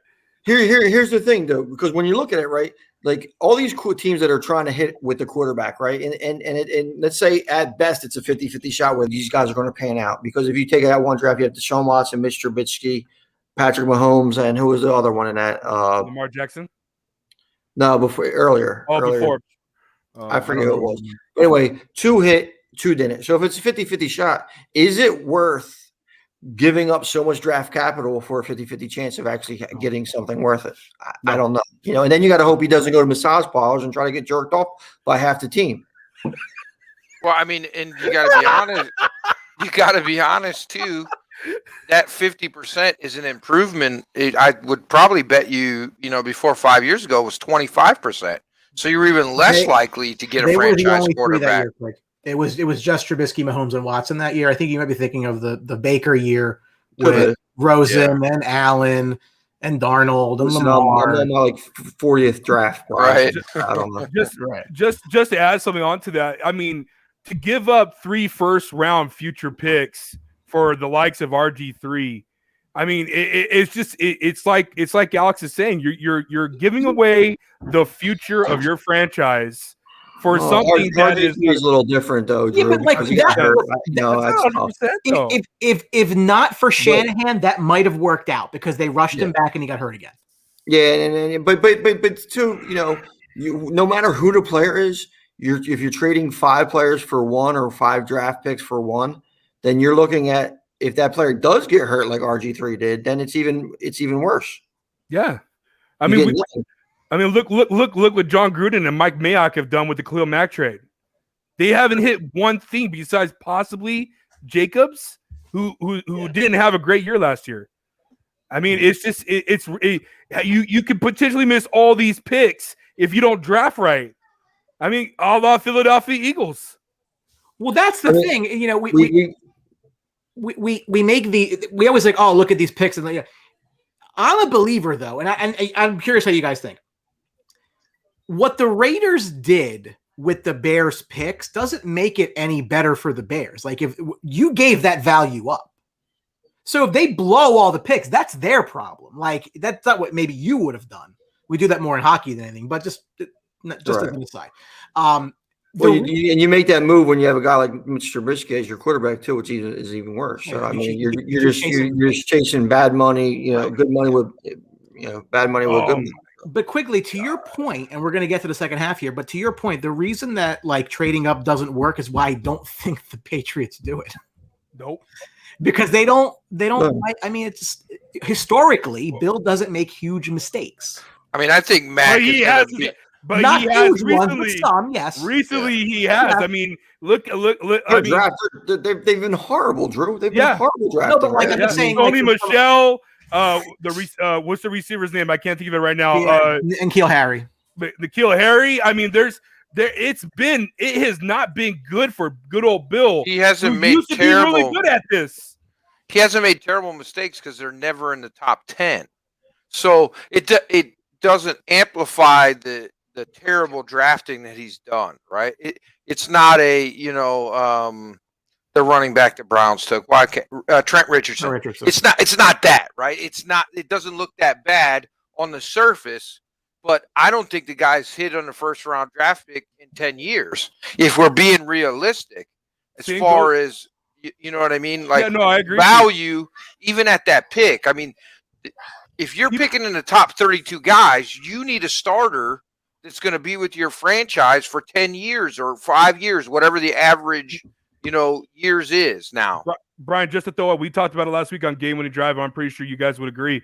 I mean, perfect example is Pete Carroll. Pete Carroll hit that one draft, the late rounds, and everyone wanted to crown him as a master. And look at his picks as a recent. His worst one was Rashad Penny. And when they didn't need a running back in that round, they needed offensive line to support Russ. Yeah, I mean, Debo saved him. You have to be a great general manager by going by what you do on the offseason with free agency and NFL draft. That's what makes your team competitive and playoff-oriented and championship contenders. We are not seeing that with Bill, and we're not seeing that with Pete when it comes to these if it was just based off drafting. Yeah, I think the difference this year though is because I think right now the New England Patriots are finding themselves without a true identity, especially on offense. So I think this could be an outlier to them. They need to establish what they're doing on offense. Obviously, Cam Newton isn't the solution at all. They don't. I mean, Harris. Solid back. I mean, nothing more to it's not like you're going to build your offense around a running back in 2021 anyway.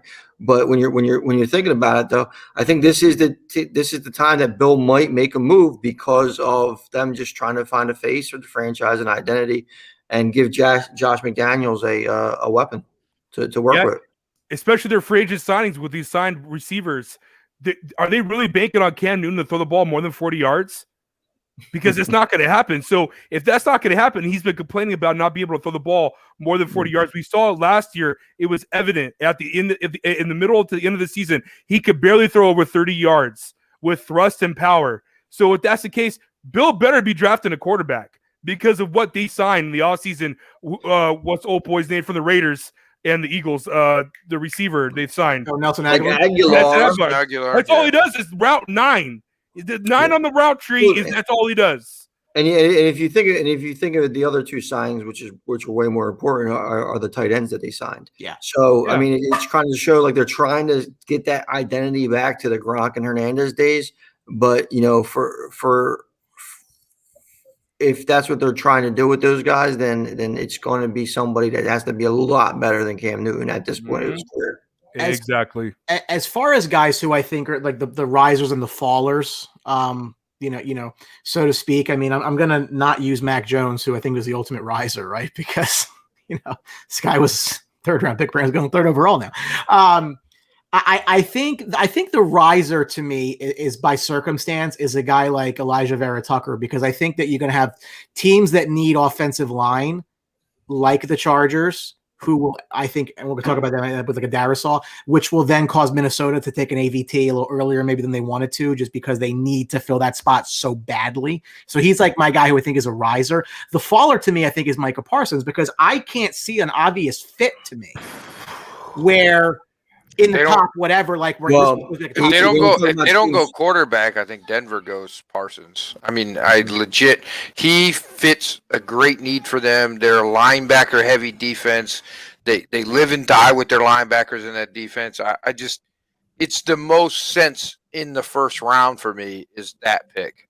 Spoiler alert, though, I think that I have Parsons mocked to the Eagles at 12.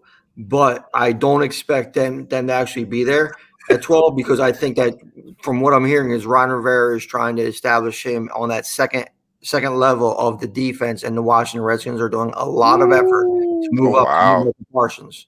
So he's a guy who could rush the passer. He's a guy who could play that there. If you put Micah Parsons behind that strong defensive front four, I mean, I think that's what Rivera is trying to do. Now they're currently at 20, if I remember off the top of my head. I don't think he lasts till 20. So from what I hear is Rivera is trying to get up and get Parsons. Well, he knows people in Carolina. Wow, man. If he went to Washington, whoo!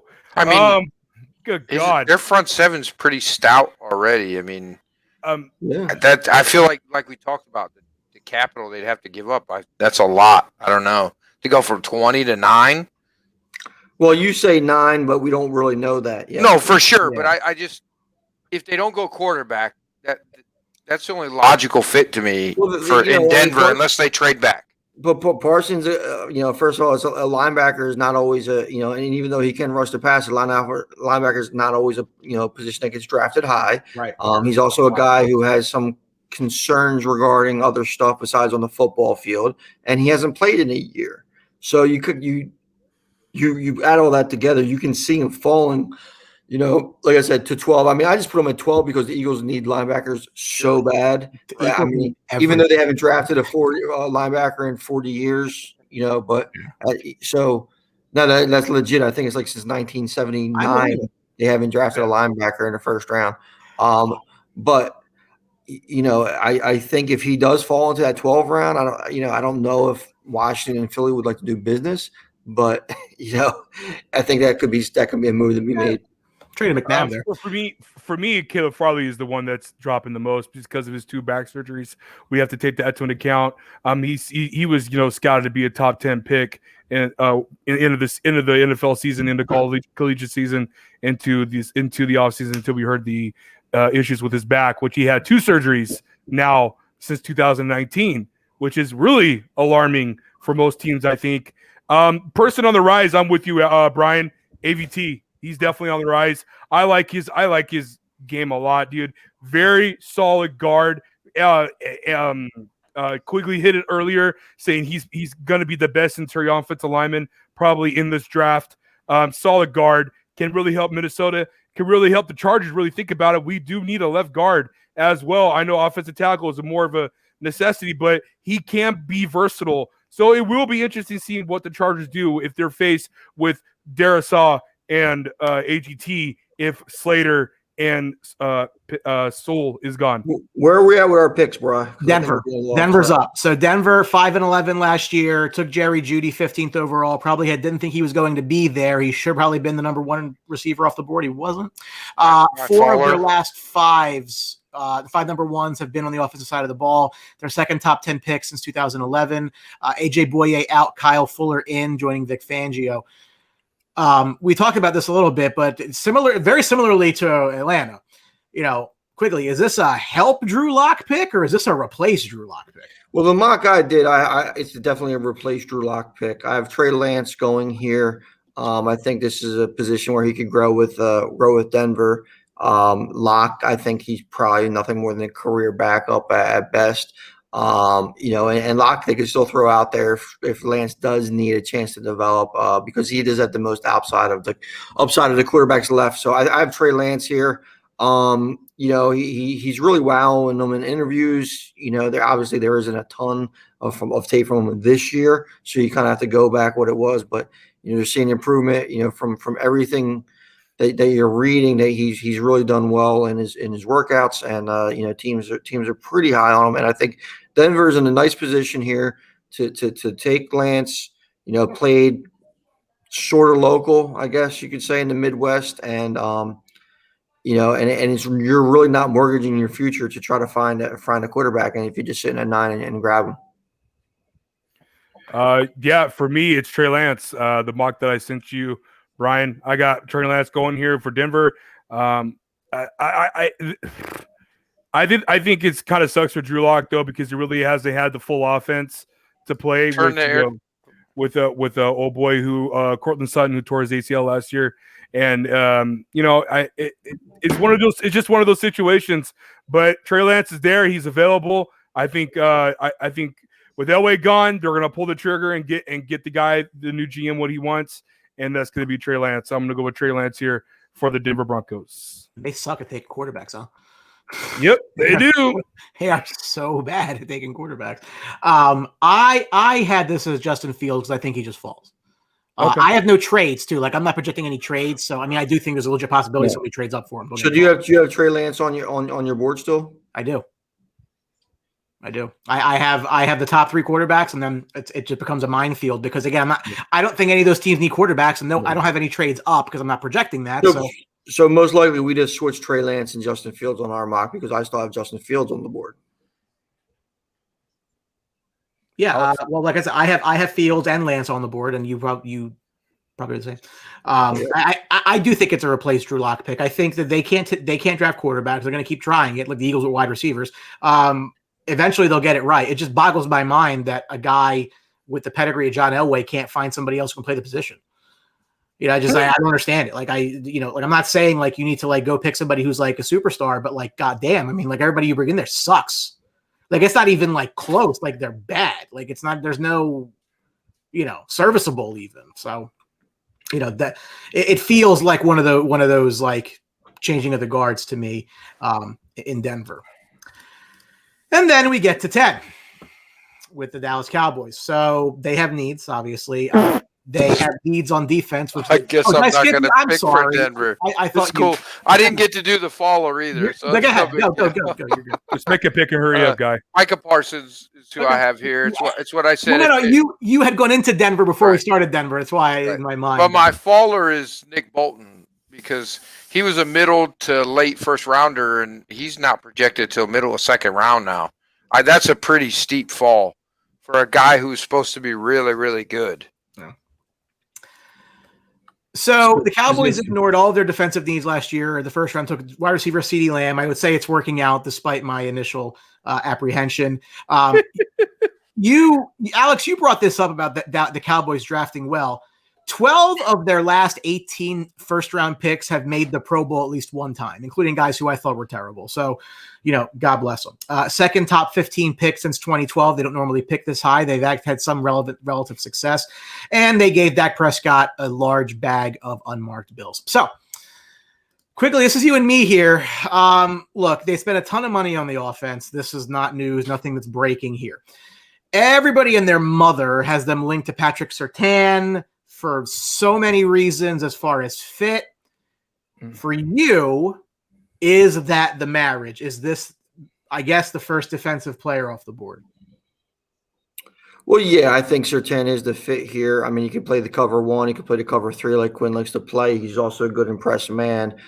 He's a complete cornerback. I mean, he has the physical traits. He has good length, height as well. So, I mean, he's the prototypical Dan Quinn cornerback. If you look at what he ran successfully in Seattle, he's a little bit more athletic than Sherman, but he has a similar style as far as build wise. So that's always good.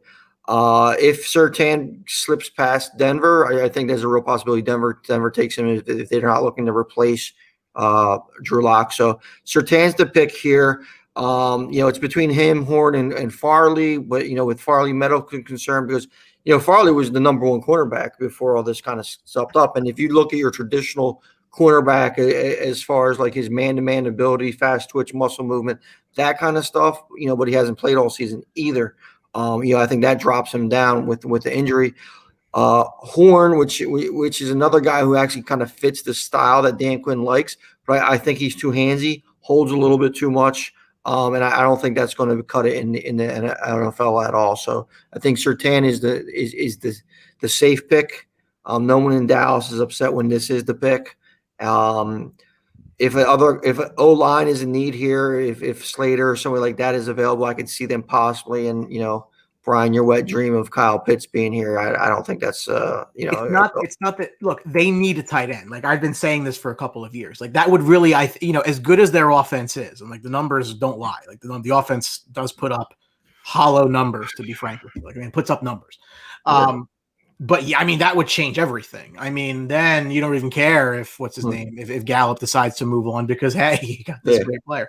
I mean, yeah, and plus, I mean, Dallas does have question marks at tight end, especially with Jarwin getting hurt, who I was high on last year, but and Schultz hasn't really developed that we expect, but tight ends in need. But I like the cornerback pick here. There's also they could also fill the safety need later, the cornerback need, as well, because Quinn is going to need a safety. But Trevon Moehrig isn't. This is way too high to take a safety. So So Surtain is the pick here, and I like him better than Horn. I actually wouldn't be surprised if they gambled on Farley over Horn if that was the case. Just as far as like you're just looking at upside, but I think Surtain's here, and I think he's the pick. I know there's no relation. I know the roulette ball has no memory, but again, the last time the Cowboys were in the spot where they took a big SEC school corner in the top 10 over a cornerback from South Carolina, that was Morris Claiborne over Stephon Gilmore. So yes, and not one person had Stephon Gilmore projected to be better than Mo Claiborne. Mo Claiborne, when he was in LSU, was a friggin' stud, and he just didn't pan out in the NFL. Yeah. So, I mean, again, it's not a risk-free pick by any means. But the guy still played 10 years in the NFL. So, I mean, he just wasn't the number, top 5 pick that he should have been. I do think it's a pick. And to Austin's point, yeah, but I think the defense is better because Nolan's not there. So, if you go back to 2 years ago, yes, they've lost a couple of pieces. I'm not disputing that. But it wasn't like Byron Jones was like this massive stat pad. He wasn't making picks or anything like that. Good player, don't get me wrong. But it wasn't. I don't think that the loss of him made all of this difference. So yes, you need to figure out the opposite side of DeMarcus Lawrence. I completely agree. But I think better coaching and average coaching will make that defense a middle of the pack unit again. So look, if Pitts falls to 10, there is a 0% chance Jerry Jones doesn't put a Viagra on and go right up the stage and take him. The Cowboys are in position, Brian, so you take best player available, because even though everybody's like, oh, Surtain's the pick here, you put Patrick Surtain, who let's be realistic, he's just a rookie cornerback in the NFL, into the Dallas defense last year, he gets toasted all day long. Sure. Trayvon Diggs got toasted last year too, but he's shown signs. He made plays every now and then. He kind of figured it out a little bit. So you capture, one defensive player that they could pick at number 10 doesn't fix the draft. Dan Quinn and scheme fixes the defense. 100% agree with that. Agree. And for me, just throw my 2 cents in there. I'm with Quigg. I'm going Patrick Surtain. He's my best corner in this draft. I like his size, great speed to him, great coverage ability, great. He's not afraid of tackling, and I like him a lot. And I really think putting him in this defense of Dan Quinn's is going to pay dividends for the Dallas's defense. And I think we're going to see a whole different attitude, different scheme for this defense heading to 2021. And I do agree with Quigg here too. A safety is crucial in a Dan Quinn defense. We saw that with Earl Thomas, and we didn't see that much with Atlanta. But we do need to see a safety eventually in later rounds that needs to be addressed for Dallas. But right now, Surtain is the pick. And if Kyle Pitts is somehow ungodly there at 10, without a doubt, you draft Kyle Pitts, because that only helps my team because I got Dak for fantasy. So that's fine with me. But yeah, it's Surtain. Just to clarify for some of the fraudulent Cowboys fans out there, Jerry Jones does not draft. It's Will McClay. It's Stephen Jones. So 100%. I saw somebody post, oh, the Cowboys are going to trade their one and Gallup for Julio Jones. I'm like, yeah, it's not going to happen. That's it's just obviously we're Cowboys fans and we see different stuff going on social media.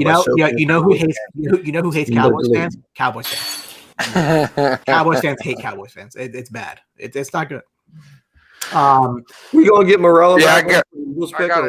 I got a clean sweep with Surtain for at 10. I mean, now here's the question for you, hypothetical. I know we're not doing trades, but let's say Detroit's looking to move. Cowboys move up to 7 and take Pitts because he's available. Are you happy as a Cowboys fan to give up that draft capital to maybe get a guy the caliber, tight end that he's supposed to be? If he lives up to the hype. I do it for school. I do it for school in them heartbeat. Just me. What? You would do it? I do it for school. I do it for school. Okay. Well, I mean, he has a Hall of Fame career. Is he worth it? Yeah, absolutely, it's worth it. Okay. But, I mean, if you say guaranteed Hall of Fame, blah blah blah, that stuff. But no, I mean, if he just stays healthy and is what he's supposed to be, is he worth it? But you're not giving me the other end of the trade. Okay, you trade up to 7, you give up your first and 2 seconds, 2 future seconds, or this year's second. I think a second. Second. Honestly, I think 1 second gets that done.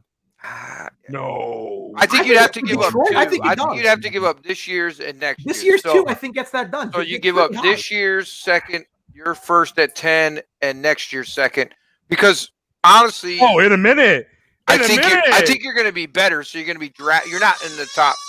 Sorry, my daughter's talking. You're not going to be in the top 10 in the near future, 3 or 4 years from now. If you're Pitts or Sewell, I wouldn't be mad at that. I mean, okay. Even though NFL GMs are really valuing second and third round picks because of the salary cap implications. Sure, I would do that. I would do it both for Pitts or Sewell. No, I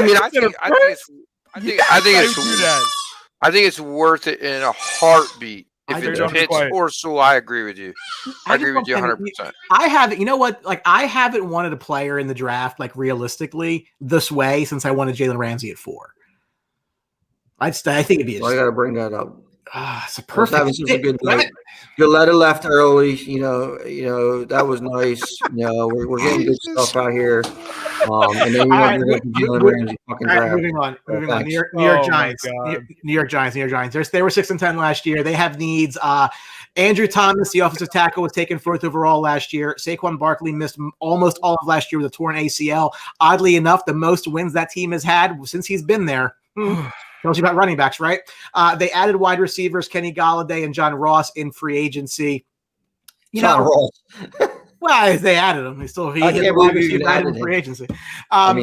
They were very active, right? And everything to me feels like this is Danny Dimes' make or break year. Listen, kid, we need to know what you are, and we need to know it now before we decide to give Saquon Barkley a ton of money to then just be a fantasy guy. Like if they don't have their quarterback, that's what they're picking next year. And there was speculation when the Giants were bad to start the year that they might take a quarterback this year. Again, kind of early. It's like Miami was in the same discussion. To me, all the talk with them is about taking a wide receiver. And I have them mocked with a wide receiver, but I don't like it. I don't get it. I just think that all the needs that they have, it's overkill. There's one football. You just gave Kenny Golladay a ton of money. So, I haven't taken Devontae Smith, who I still have on my board here, mostly because it screws the Eagles' next pick. But what you mean overkill? You want Dallas to get Kyle Pitts? No. But we don't have a tight end. You have other receivers, though. Yeah, that's not a tight end. That's they're entirely different position. All right. Yeah. I think this is a no-brainer here. I think it's Darrisaw or AVT. I don't think there's no chance they don't get a tackle here. Do you really think that Solder is going to protect his blind side? Are we being realistic here? I mean, we talking about Nate Solder from New England days, or are we talking about the Nate Solder that we've seen the last 2 years, which is a broken down guy that could possibly extend his career if he moves to the inside, but he apparently is not willing to because he wants that left tackle money. So your blind side is unprotected. You saw what happened. Maybe it's not a complete result of bad offensive line, but I just think without a tackle or a guy like AVT here that can play, 3-4 positions, I just don't. How are you going to protect Danny Dimes? He's going to be running for his life. If this is make it or break it year, you got to protect him. Yeah. I mean, the O-line, they did draft number 4 last year. They tried to address that. It didn't look like a slam dunk at all.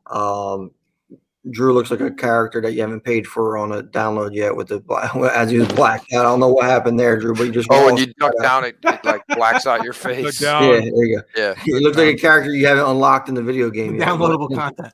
So they went for. Thank you. From what I hear, the Giants loved Waddle. I think that's the guy that they're trying to pair with Golladay. John Ross isn't relevant and right now. I mean they do have a ton of offensive weapons, but I think in this day and age, I think teams are looking to outscore people. Offensive line, I could see them going depending on who's there, like Oliver Tucker. I don't know about Darrisaw because they do have, whatever they have it reinvested in Nate Solder, and they have the number 4 pick. So I think that they're going to probably skip that position and take Jalen Waddle. Because I think I think their biggest need though might be pass rush, but I don't see anybody at this point that they're going to that really really values for a pass rush here. And Gettleman keeps saying he wants to trade down, doesn't want to get fleeced, which means that like he has no confidence he's not going to trade down, and not get fleeced, right? So, but it's true they may know that but I think if they're here, I mean these talents fall to them. Sure, why not? Drew. For me, man, it's hard. I had a hard time. I'm going between receiver and corner. They could easily go J.C. Horn here. To pair him up for that defense. Drew, real quick, talking about because you brought up the defense back. Yeah, their secondary was very good last year. It was. They kind of Dory Jackson too. Well, let me ask you guys this: Could they go Parsons and fix that linebacking core, or is that linebacking core up to standards? I mean, to me, it feels like it needs to be a defensive pick. He's a fit. I can't wrap my head around taking linebackers this high in drafts. I don't. Parsons can rush the passer and do a lot of things that we see, and Jalen Phillips, he's one, but I don't see him being. I don't see him being. Yeah, me either. It's the side. I don't see any defensive lineman or defensive end being worth this high, which is weird because that's normally like a number one pick, number one need. But for me personally, I really do think that it most likely will be a receiver to match up with Kenny Golladay, new free agent signing. Give him a guy that he could partner up with. Give him a good 1-2 tandem for Danny Dimes with the resurgence of hopefully a healthy Saquon Barkley that could take the league. But I think Waddle would be the pick here. Or if a Devontae Smith is falling, this would be great value for them if he ends up falling. Drew, what games did you watch? Jeremy wants to know. Not enough. Not enough. Not enough. I'm also half asleep, so neither here nor there. Listen, it's only 7:23 where you are. You have no excuse. See that to my son. That's why God made Red Bull. Bad for the heart. Number 12, Philadelphia Eagles, 4-11-1. The Eagles need everything. They took Jalen Reagor 21st overall last year. They probably regret that to a somewhat of an extent, given who went the pick right after them. They traded Carson Wentz to the Colts for a 2021-3 and a conditional 2022-1, which will probably convey. Added head coach Nick Sirianni. This is his first head coaching job. Very much happy to be there. Make sure, obviously, if your RPS game is not on point, it better become that way if you intend to play for this team. So, look, no one's gonna. I love bashing this team, and I will forever love bashing this team. And they are a bottom 2 head coaching job in the NFL right now. That makes me smile from this ear to this ear. They moved down from 6 to 12 to pick up a future 1. That was a good move for them because they don't draft well. And the problem is not that they don't identify their issues, because they have identified their issues very well. Wide receiver and offensive line were 2 big issues. They just suck at filling them because Andre Dillard looks like an absolute asshole. Jalen Reagor was the wrong pick.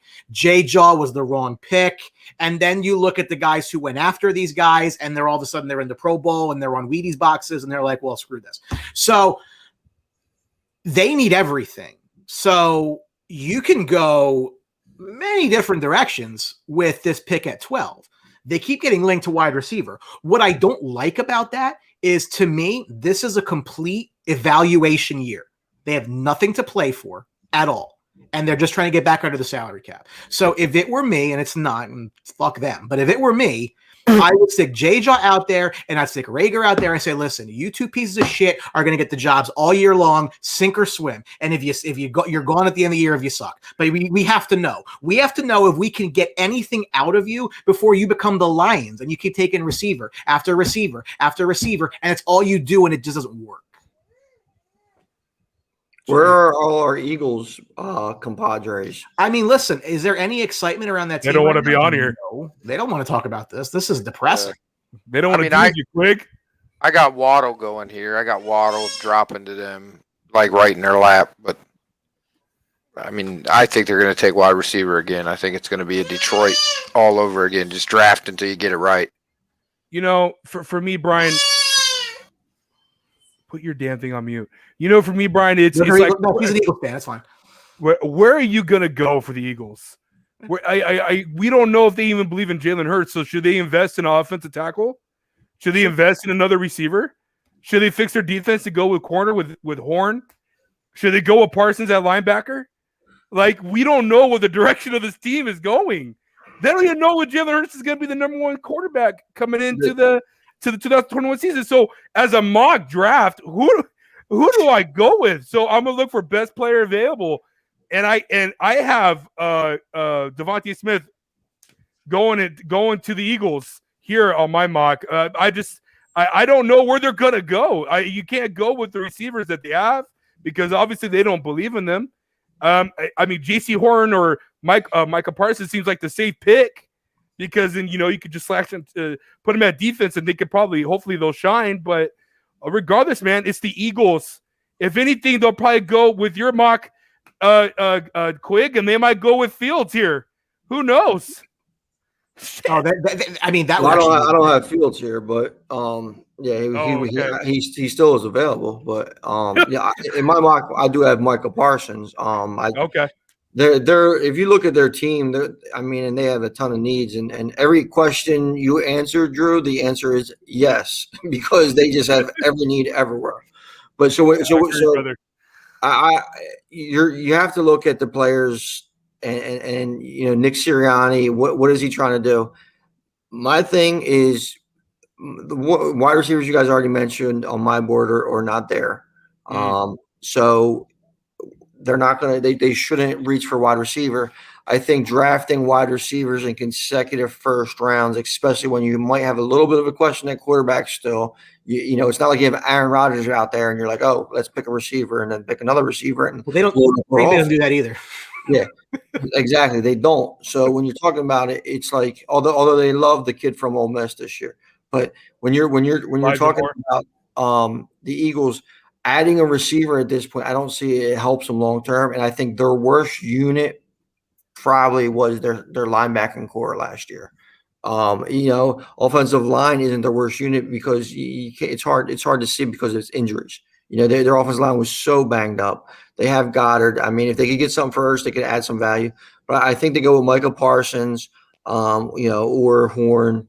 But I think the pick should be Parsons because he's the one guy who's like a Swiss Army knife that can make a lot of those issues go away, hopefully, for the Eagles. Where I disagree with most things Jeremy says. That's not really a breaking news either. But you don't build around a wide receiver.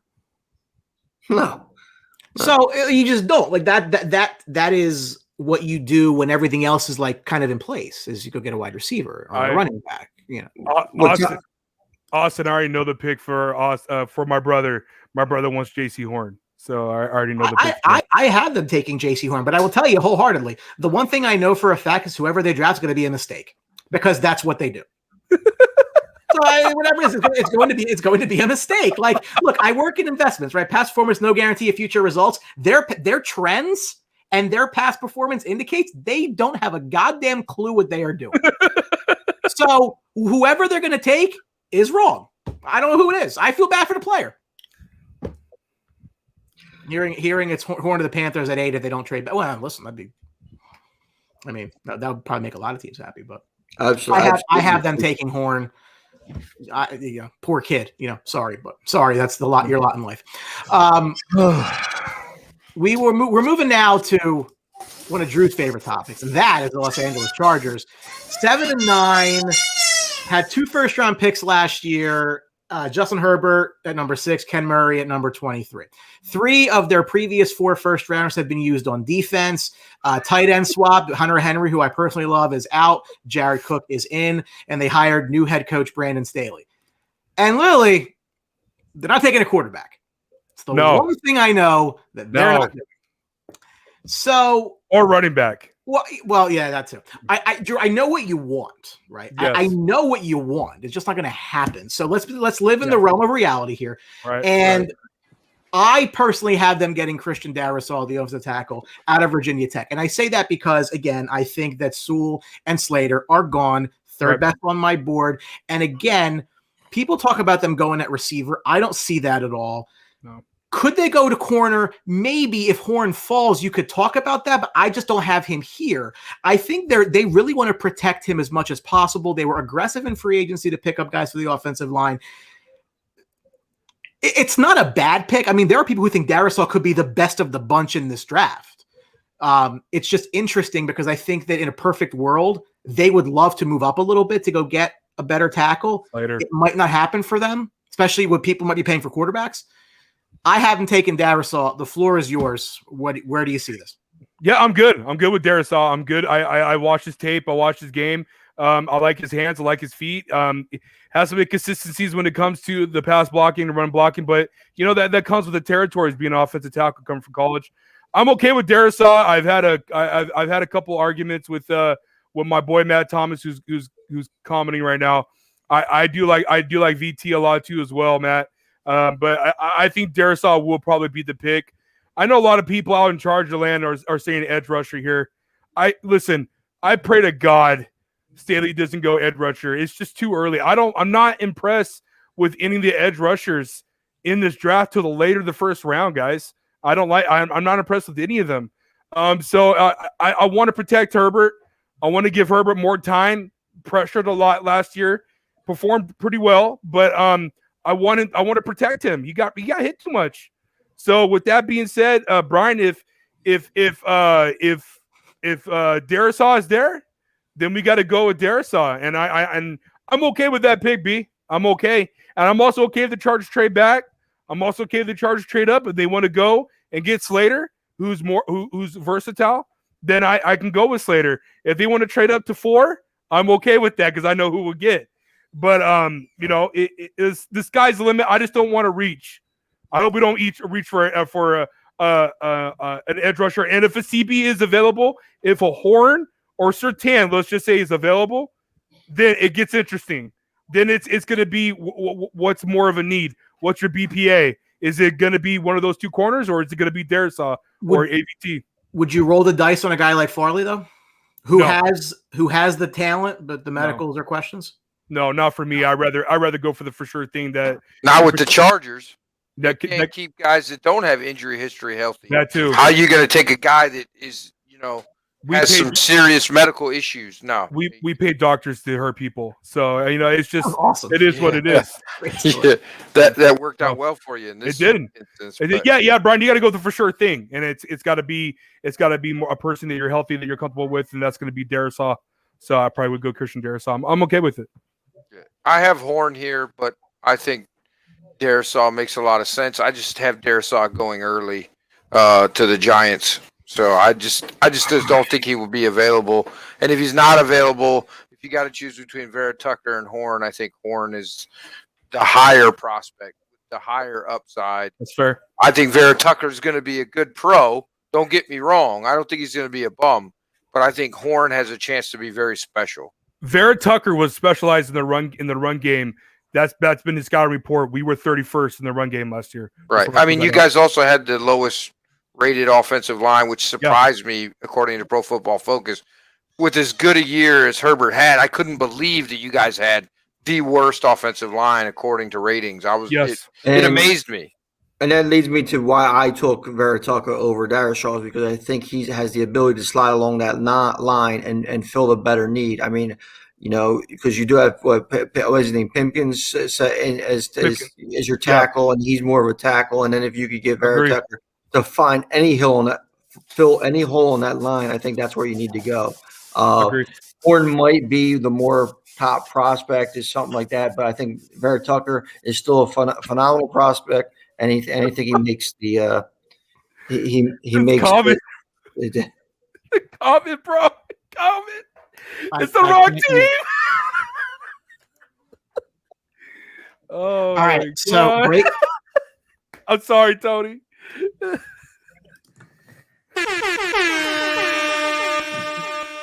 We have breaking news here on the Sports Box.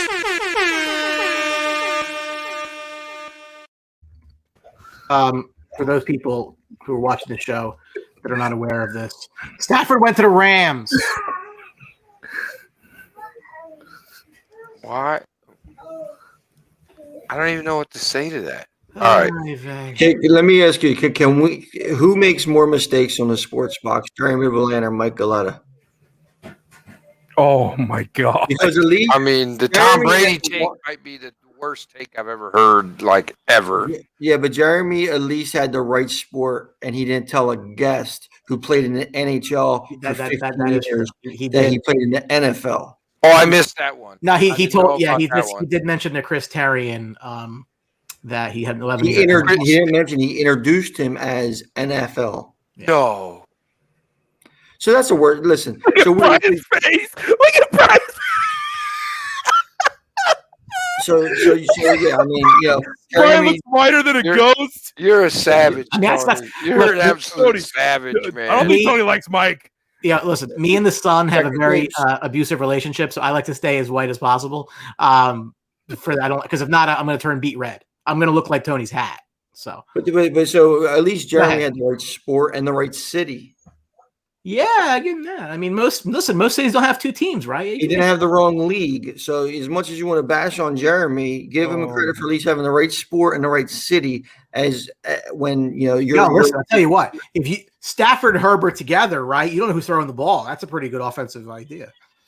I'm just at a loss for words. I don't know what to say after this. Yeah, I agree with Tony though. Go back on the thing. I agree with Tony. AVT, he probably is a riser for me. And like I said, it wouldn't bother me. The Chargers go to AVT or Darisaw.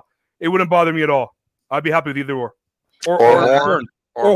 Yeah. Or Horn. Well, they're in a good spot because, like, again, for all of these teams, and it happens every year, as the quarterbacks move up and up and up higher than they really should go, it's going to bring that talent level down. So if you're sitting there, guys fall to you that frankly shouldn't be there because of that. The worst decision that Tom Telesco's done so far is picking up that option for Mike Williams. That's it. That's the only negative I have on him. You know what it is, though, and I say this: look, high first-round picks get that because they don't want to be wrong. They want to just try to squeeze every last chance out of them. Whatever. And listen, let's be honest here too. Williams with Herbert looked better than he had. I understand the health concerns and everything else, but owning him in fantasy, he had a better year than he's had in a while. Yes, was it great? No, but it was better than he's been doing. He was 2 years out of having his best year in 2018 with Rivers. That was his best year. Okay. By the way, what has he done in 2 years since then? Nothing. He's trash. He's inconsistent.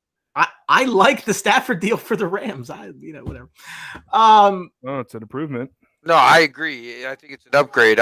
We'll see. Time will tell how much of an upgrade it is, but it's an upgrade. I think everybody can agree on that. Yes. At 14, Minnesota 7-9 last year, they have some needs. And listen, they had a pretty good draft last year. I mean, if you can screw up your 31st pick and he might be going to prison or whatever his problem is, and you still had a great draft, that's a good news year. Justin Jefferson at 22. 3 of their last 6 ones have been cornerbacks. They have not picked in the top 10 since 2014. So given the fact that they had that grand slam pick with Justin Jefferson, courtesy of the Eagles, I might add, because I know Jeremy's watching, what do they do for an encore? Because, I mean, you got a phenomenal player last year. I mean, talk about, people were talking about, Stephon Diggs out, what was the offense going to be? I mean, kid was phenomenal. I mean, obviously, that's understatement. For me, this is where I have Vera Tucker going because they have similar needs to the Chargers. They need to go offensive line desperately because the times that they've done it, it hasn't worked, and these guys just can't play. So, yes, you don't draft for need above and beyond a good set of players. Vera Tucker is a great pick because I think he is a riser for sure. But I think the fact that he's risen, he might have been their pick anyway.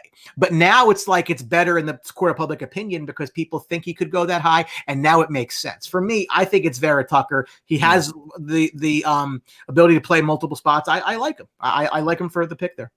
Yeah, for me, Austin, you're smoking dope. AVT's the pick. I'm going to keep it short and simple. So he's the best guard in the draft. This is going to pay dividends for Dalvin Cook in the running game, and it's also going to pay dividends for Kirk Cousins. AVT's the pick. This is where I have Darisaw going because I have A.V. Tucker going to pick before. Yeah. Just because I think A.V. Tucker, like I said, fits more needs on the Chargers line. But Darisaw could be day one starter for Minnesota, help that running game, keep Kirk Cousins upright in that passing game. Interesting thing, ESPN just came out with their mock draft for the NFL Nation, which is their reporting pool doing their draft. nothing jumps out too much, but one of the things that did jump out is the number 8 pick. Dave Newton has Caleb Farley as the number 1 cornerback off the board to the Carolina Panthers at 8. So that's something to watch out for. Yeah, Absolutely. they have Horn going 10 over Surtain. Surtain going to the Eagles. Slater to the Chargers. Darisaw to Minnesota. Wow. Who did they have the Cowboys taking? They have Horn. They actually have Surtain. Oh, they have Horn. Okay. We got Falling. Horn over Satan. Wow. So, Crazy. yeah, just nothing too out of line with what we've been saying, but I think the Caleb Farley is something that really jumps out. And if the Cowboys took Horn over Surtain, I'd be a little surprised, but it wouldn't be extremely shocking. But you're splitting hairs. Yeah, I mean, if you take a corner in that position, one of the top 2, arguably. It's not going to disappoint you, right? If they go Horn? No, because if they could think that they could clean up some of his issues with the holding penalties and stuff like that, I mean, I have confidence in. They're both very similar, and even if Cowboys went in a different direction from cornerback, and went with like an offensive lineman, I'd be fine with that as well, because I think in this scheme, especially depending on if they're going to run the cover 3 heavily. I mean, you have like the kid from Syracuse has really good length and measurables that could actually kind of fit in that. Because you remember, the cornerbacks that were successful in Dan Quinn's offense weren't very high picks. So I think you can find some valuable later. Long reach. Tall Yeah, guy. I went the opposite of you guys. I went on the defense side, and I went Trevon Mooring. I think it's a reach, like we talked about. I think it's a reach for sure, but I think the difference between him and every other safety in this draft is light years difference. I think he's the clear-cut number 1 safety. I haven't seen any film of anybody else that has shown me that they're better than him or even on the same level as him. So I just think they're a defensive-minded team. When I think about them, I understand Jefferson had an absolute amazing year last year, but I think about their defense more, and I think, Well, they only carry 2 safeties most of the game. Right. Didn't they sign a safety this year though for free agency? Trying to think his name. Xavier Woods. Oh yes, Woods. They did From the sign Cowboys. Xavier Woods. Oh. But I mean, Whenever he's not wrestling, he's in the secondary. Yeah. right. But no, this is a huge need for him, and even though you want to say it could be said as a reach, but I mean it's a reach for a huge need. Right. Which I mean, again, that's, and they may want to trade down if that's where they want to go, because if that's the position that they want and they can get him later. Again, now you're playing with fire there, but sometimes you have to do that. Yep. Next up, the New England Patriots. They got a lot of needs too. No first rounder last year that went to the Chargers in a trade down. This is their highest pick since 2008 when they took Gerard Mayo, 10th overall. All 3 of their last number 1 picks have been used on offense, and they're all since 2016. Look, everybody talks about New England needing a quarterback. I mean, that's not, again, breaking news. They had Tom Brady for 20 years, and now he's not there, and Cam Newton stinks at football. So you have a position that you have to fill. The question here, and we talked about earlier, we talked about trade-ups, is does Bill look for a quarterback, and does he have to trade up to get one if that's a direction that he wants to go? In the mock ESPN just did, they had Fields falling to him at 15, which would have a lot of people in New England have, looked Did like. you release my mock to them, Brian? Because you got it earlier today, and I got Darisaw at 14, Fields at 15, and that's exactly what they have. Yeah. No, I actually have not typed yours in yet. I have to do that. You might be hacked or something. But. I got to redo mine. But yeah, I have Fields falling this way. I think Belichick and the Patriots are a gift of his erratic play. I don't think Fields is the 5th. He'd be the 5th off the board, right? Yeah. I don't think he's the 5th most least talented player, at the quarterback position. But like I said, his erratic nature and some of the things that people have questioned as far as competitiveness, and he's kind of been knocked a little bit as far as like maybe his outlook, I guess you could say. So I think Bill will be the benefit of it, and I think they get very happy at getting him at 15. I think it's a trade up scenario for them on Thursday night. Just because of mocks, I think this is where I have Parsons going. just because he's a defensive headed coach, and he's going to get a linebacker that could go sideline to sideline. And Bill's a master of off the field character issues that I think he could swap up and pick up. I don't think he goes quarterback here, guys. I think he's just going to be one of those dudes that just always, oh, Patriots need to go quarterback, and then he ends up trading back and getting somebody completely different that no one expected the Patriots to get. If he can't get the trade up scenario, I think he's going to trade back, Brian. If I'm the Patriots here, Drew, I agree with you. I don't take a quarterback because I was always been a big fan of Jarrett Stidham. I think they just need to give him time to play. He's one of them guys that are going to make some errors and going to make some throws. But if you look way back when was even some of the greater quarterbacks, in this social media era, we the quarterbacks have to be great from day one. I mean, you look at Peyton Manning, even Trey Aikman, them guys threw a ton of interceptions early in their career.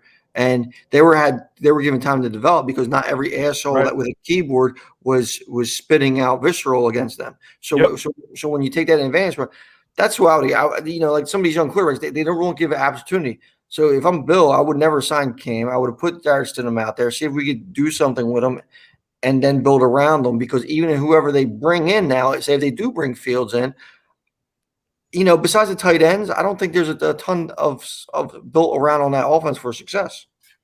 Quick, just to top your point on social media, I also owe that to the TV sports analysts that come in and they trash players after 1 year because they don't know the game of football. They don't know how to develop quarterbacks and how quarterbacks need to sit back and learn the game as it is. Sometimes you need to be on the clipboard like Aaron Rodgers. You cannot tell me Aaron Rodgers did not benefit sitting behind one of the greatest quarterbacks of all time. Even though Alex doesn't like him a lot, he's still one of the greatest quarterbacks of all time. And Brett Favre, he learned the game. I'm sorry, Alex. I'm sorry, Alex. It was the other quarterback. I'm sorry. You don't like Aaron Rodgers. Aaron Rodgers, yeah. I don't like his attitude. It's not. But that's another thing.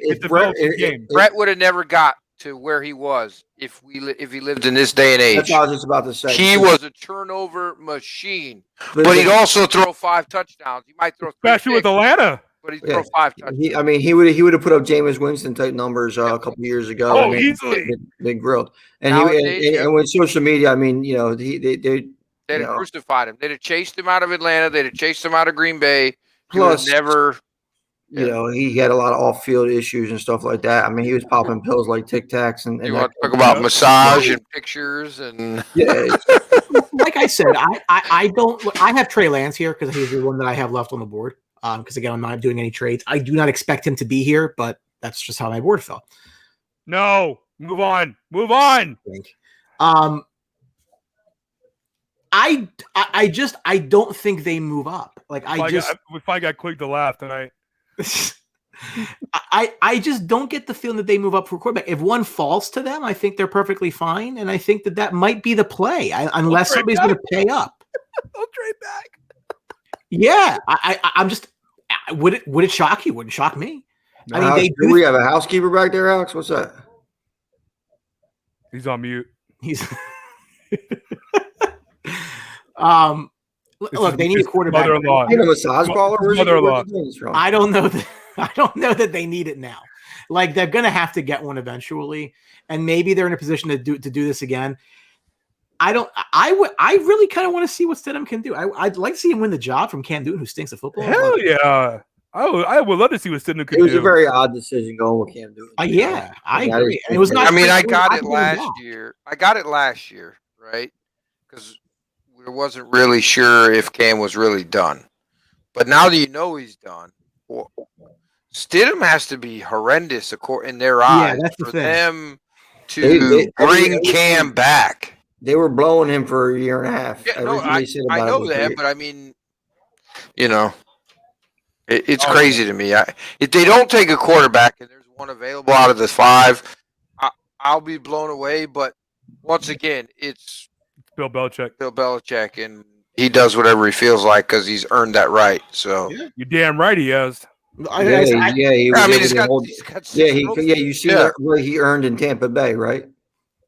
Well, yeah, I mean, listen. Go without Tom, then tell me you earned the right. Oh, listen, I agree with you. I mean, I think a lot of his legacy is connected to Tom, and you can't take that away. And you see that maybe more of the culture was a result of Tom than it was Bill, because Everybody, even some of his good most, point. even some of maybe his most favorite players that love him to death will agree that he's coarse and hard to deal with, right? It's Bill's way or the highway, and it just so happened that he had the perfect guy in Tom who backed everything up that he said. And led by yes. Tom had the the perfect very end. situation.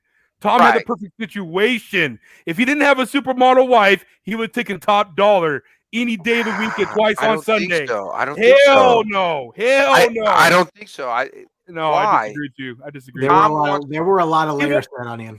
I agree with you about it's easier to take less money, but Tom wants to win. Tom Brady has Michael Jordan competitiveness, right? Like, he doesn't care if you're playing poker or tiddlywinks or checkers or chess. He wants to destroy you and make you feel bad about yourself. Baseball guy. That you could compete basketball with guy. Basketball guy below us. Basketball guy. If MJ was playing today's game and he's in his prime, you think MJ's taking a pay cut? It's a little different because. Fuck no. Well, but the thing is because he's a gambler. MJ wouldn't be out recruiting everybody. He would be the man. Oh, that's true. I doubt that. I gotta go. We're not going to the debate. I gotta go. No, but I'm just saying, the modern era now, these guys are taking pay cuts to circumvent the salary cap so they could join up and team up. That's true. You know, the way the league is set up, you actually can pay 3 players almost top dollar. So Jordan would be one of the 3 being paid top dollar. Yeah. And so would have Scotty. And so would have Dennis. I mean, let's be realistic. I get tired of hearing this super team. Jordan's the captain of the first super team. No, I don't want to hear about it, man. I don't want to hear about it. They drafted Pippen. I don't want to hear Jordan that. Is the captain of the first super team? Yeah, without Scottie Pippen and Dennis Rodman, I'm not his legacy is severely why? No, You mean the guy that couldn't get out of the first round without Scottie Pippen? I'm talking about facts. Brian, I'm so sorry. I know. Listen, I don't. Well, hold on. Let me just say one thing and clear this up real quick, okay?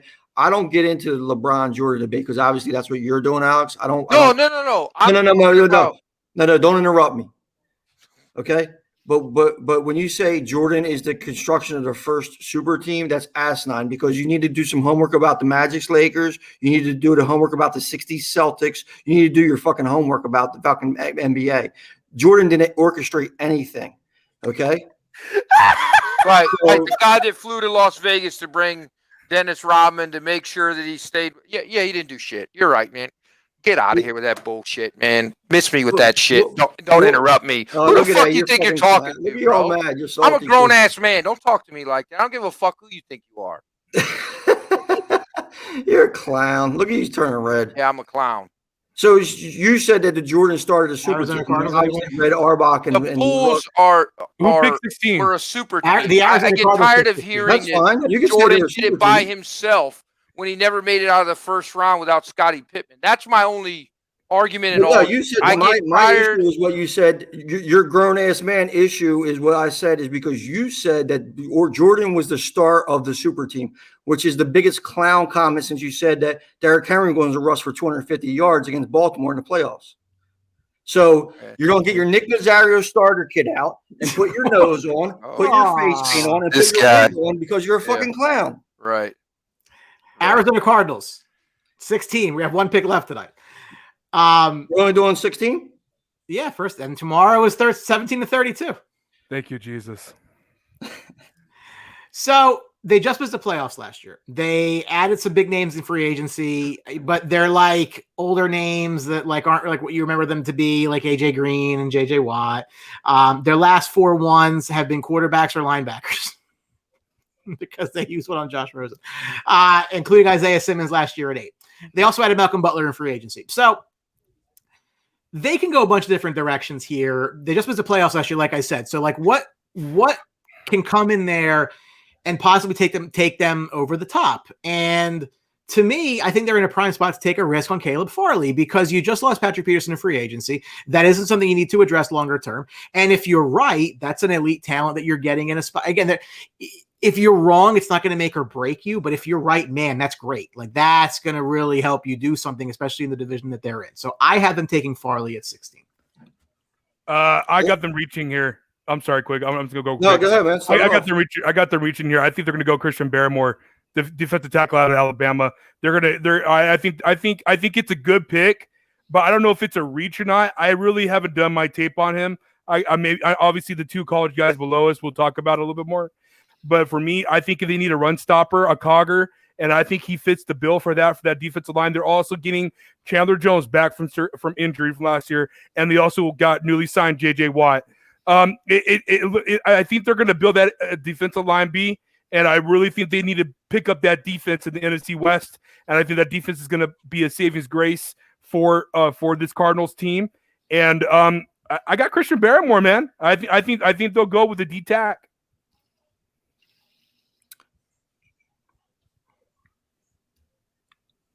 Alex. Yeah, I mean, I think besides the first two picks, this is the only lock I have in the first round. I have Barmore as well. I think that's the biggest need that they have. I like his tape in college. He looked like the best guy on a very healthy and talented defensive line, but his tape jumps out. I mean, he's a run clogger. He stuffs the middle. He takes two guys. I like what he does on tape, and he's fast for a big guy. So, I mean, everything about him, I think he fits for the Cardinals. They focused on defensive line, obviously, by paying J.J. Watt what they did. I think this makes the most sense for them. You know, Barmore is one of those guys. You guys got me saying Barmore like he's Drew Barrymore, but Barmore is one of those guys that when he played in Alabama, he looked good, but you know he's getting such negative feedback. I mean, he looked like the best defensive tackle for a long time in college, and it's kind of puzzling why he isn't getting more love. But you know, there is a lot of negativity coming back from scouts. Here, I have J.C. Horn as the pick. He's still on my board. So I think that this is the position of need. I could see them reaching with Caleb Farley if Horn isn't available. But their secondary was absolutely atrocious last year. I mean, they did sign Malcolm Butler, but you know, Butler was almost as bad as Dre Kilpatrick. So when you put that in, I think that corner has to be their pick here, and I think they take the best remaining corner on their board, and I have that as J.C. Horn. Yeah, I wouldn't be mad if it's either or pick for me if I was a Cardinals fan. I mean, they're addressing the defense, which is a thing they need to address. But I think that they can take the risk on Farley, though, because, again, if the defense is bad again, you have the offense built to outscore people. So I don't think they go necessarily to help the offense, but I think it does fit, you know, what they want. But Brad, with the Farley pick, though, aren't you a little worried about, you know, them regressing if he misses a year? I'm very worried about a lot of – listen, Farley is a huge – look, if his medicals were good, he played last year, he's drafted a lot higher than this. So, like, you are taking a leap of faith. But I think that's the thing about this draft. Like, I think there's so many leaps of faith with a lot of these guys because it's just not the same year. There's so much that's not there that was there in years before that I think you're going to see more busts than normal. I think you're going to see guys that went high that we look at back in 3 years should have never been that high. And guys that went late, oh, my God, why didn't they go higher? Because it wasn't the standard draft year. And they kind of fell through some of the cracks. Or people were looking at tape from 2 years ago because that was the most recent thing that they have. Well, there was an NFL scout that came out and said that they only have 116 players with actually eligible draft grades out of the 600 that are available. So, I mean, and next year you're going to see an influx, you know, with I think there's like 1,000 players that are reclassifying or staying back, you know, which would be that class. So it's like, well, not 1,000 players, but 1,000 next year's draft is going to have almost like 1,000 players that are eligible. So, I mean, you're going to be looking at a very unique draft with no combine, no medicals, you know, good luck. Right. And again, you know, we obviously tomorrow night we're back at 8:30. We'll do the second half of this and, you know, get primed for Thursday night, which is going to be a lot of fun. Can't wait. But it is a weird year. Like I said it before, I'll say it again. We thought last year was weird. This year's weirder because at least last year you knew who these guys were. Yeah, they were drafted from Goodell's friggin' basement, but at least you knew who they were. Now, like, again, Caleb Farley hasn't played in 20 months. He's got medical problems. But if you're right about him, excellent pick. That's the risk that you take. But I think for teams that are on the cusp like that, like, I think that's a risk worth taking. Like, I think I'd rather take a risk like that than take a Greg Newsome, for example. But see, I'm on the opposite end. You're investing in Kyler Murray. Isaiah Simmons had mixed reviews last year as far as their defensive pick. So if you take another risk in consecutive years with Taylor Farley, you almost blow a year of Kyler Murray's rookie deal, and blowing a year of Kyler Murray's rookie deal would be a huge mistake. That's a fair point. I can't disagree. I hear you on that. I mean, I don't think they would take Greg Newsome there. No, I don't think. I see Greg Newsome in the first round in a lot of mocks. I think I had him one. I don't love him in the first round.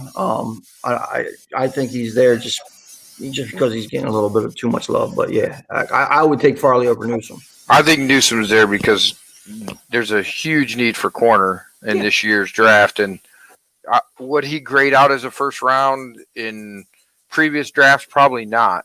But I just think you're at the same spot where you got these tackles and Vera Tucker going and guys that most likely wouldn't go as high as they're going, but the need is so strong this year, and the uncertainty. It's easier. A lot of guys like offensive line, they think they're safer picks than a lot of other positions. Yeah, absolutely.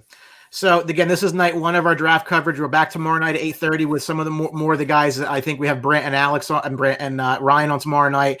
We should have a couple other guys from other shows as well. That'll be a lot of fun going through the next 16 picks, and then we are your number one stop on Thursday night. Put us on your second screen, stick Roger's Ugly Mug on your TV, and just go through the picks with us. It'll be a lot of fun. It is one of the most fun shows of the year. I am looking forward to it immensely, especially with the talent we've added to our team from this time last year. So going to be a lot of fun. On behalf of Alex, Tony, and Drew, Brian Attard here signing off. We will see you for the second half of our mock draft preview tomorrow night.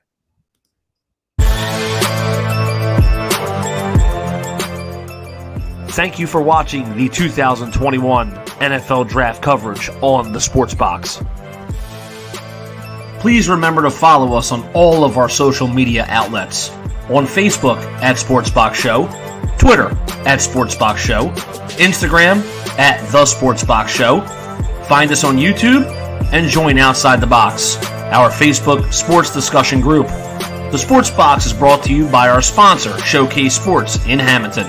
Showcase Sports for the elite athlete. And also our friends over at CrowdPlay. Download the free CrowdPlay app today and use promo code THEBOX at sign up for 10 free points. Thank you for joining us.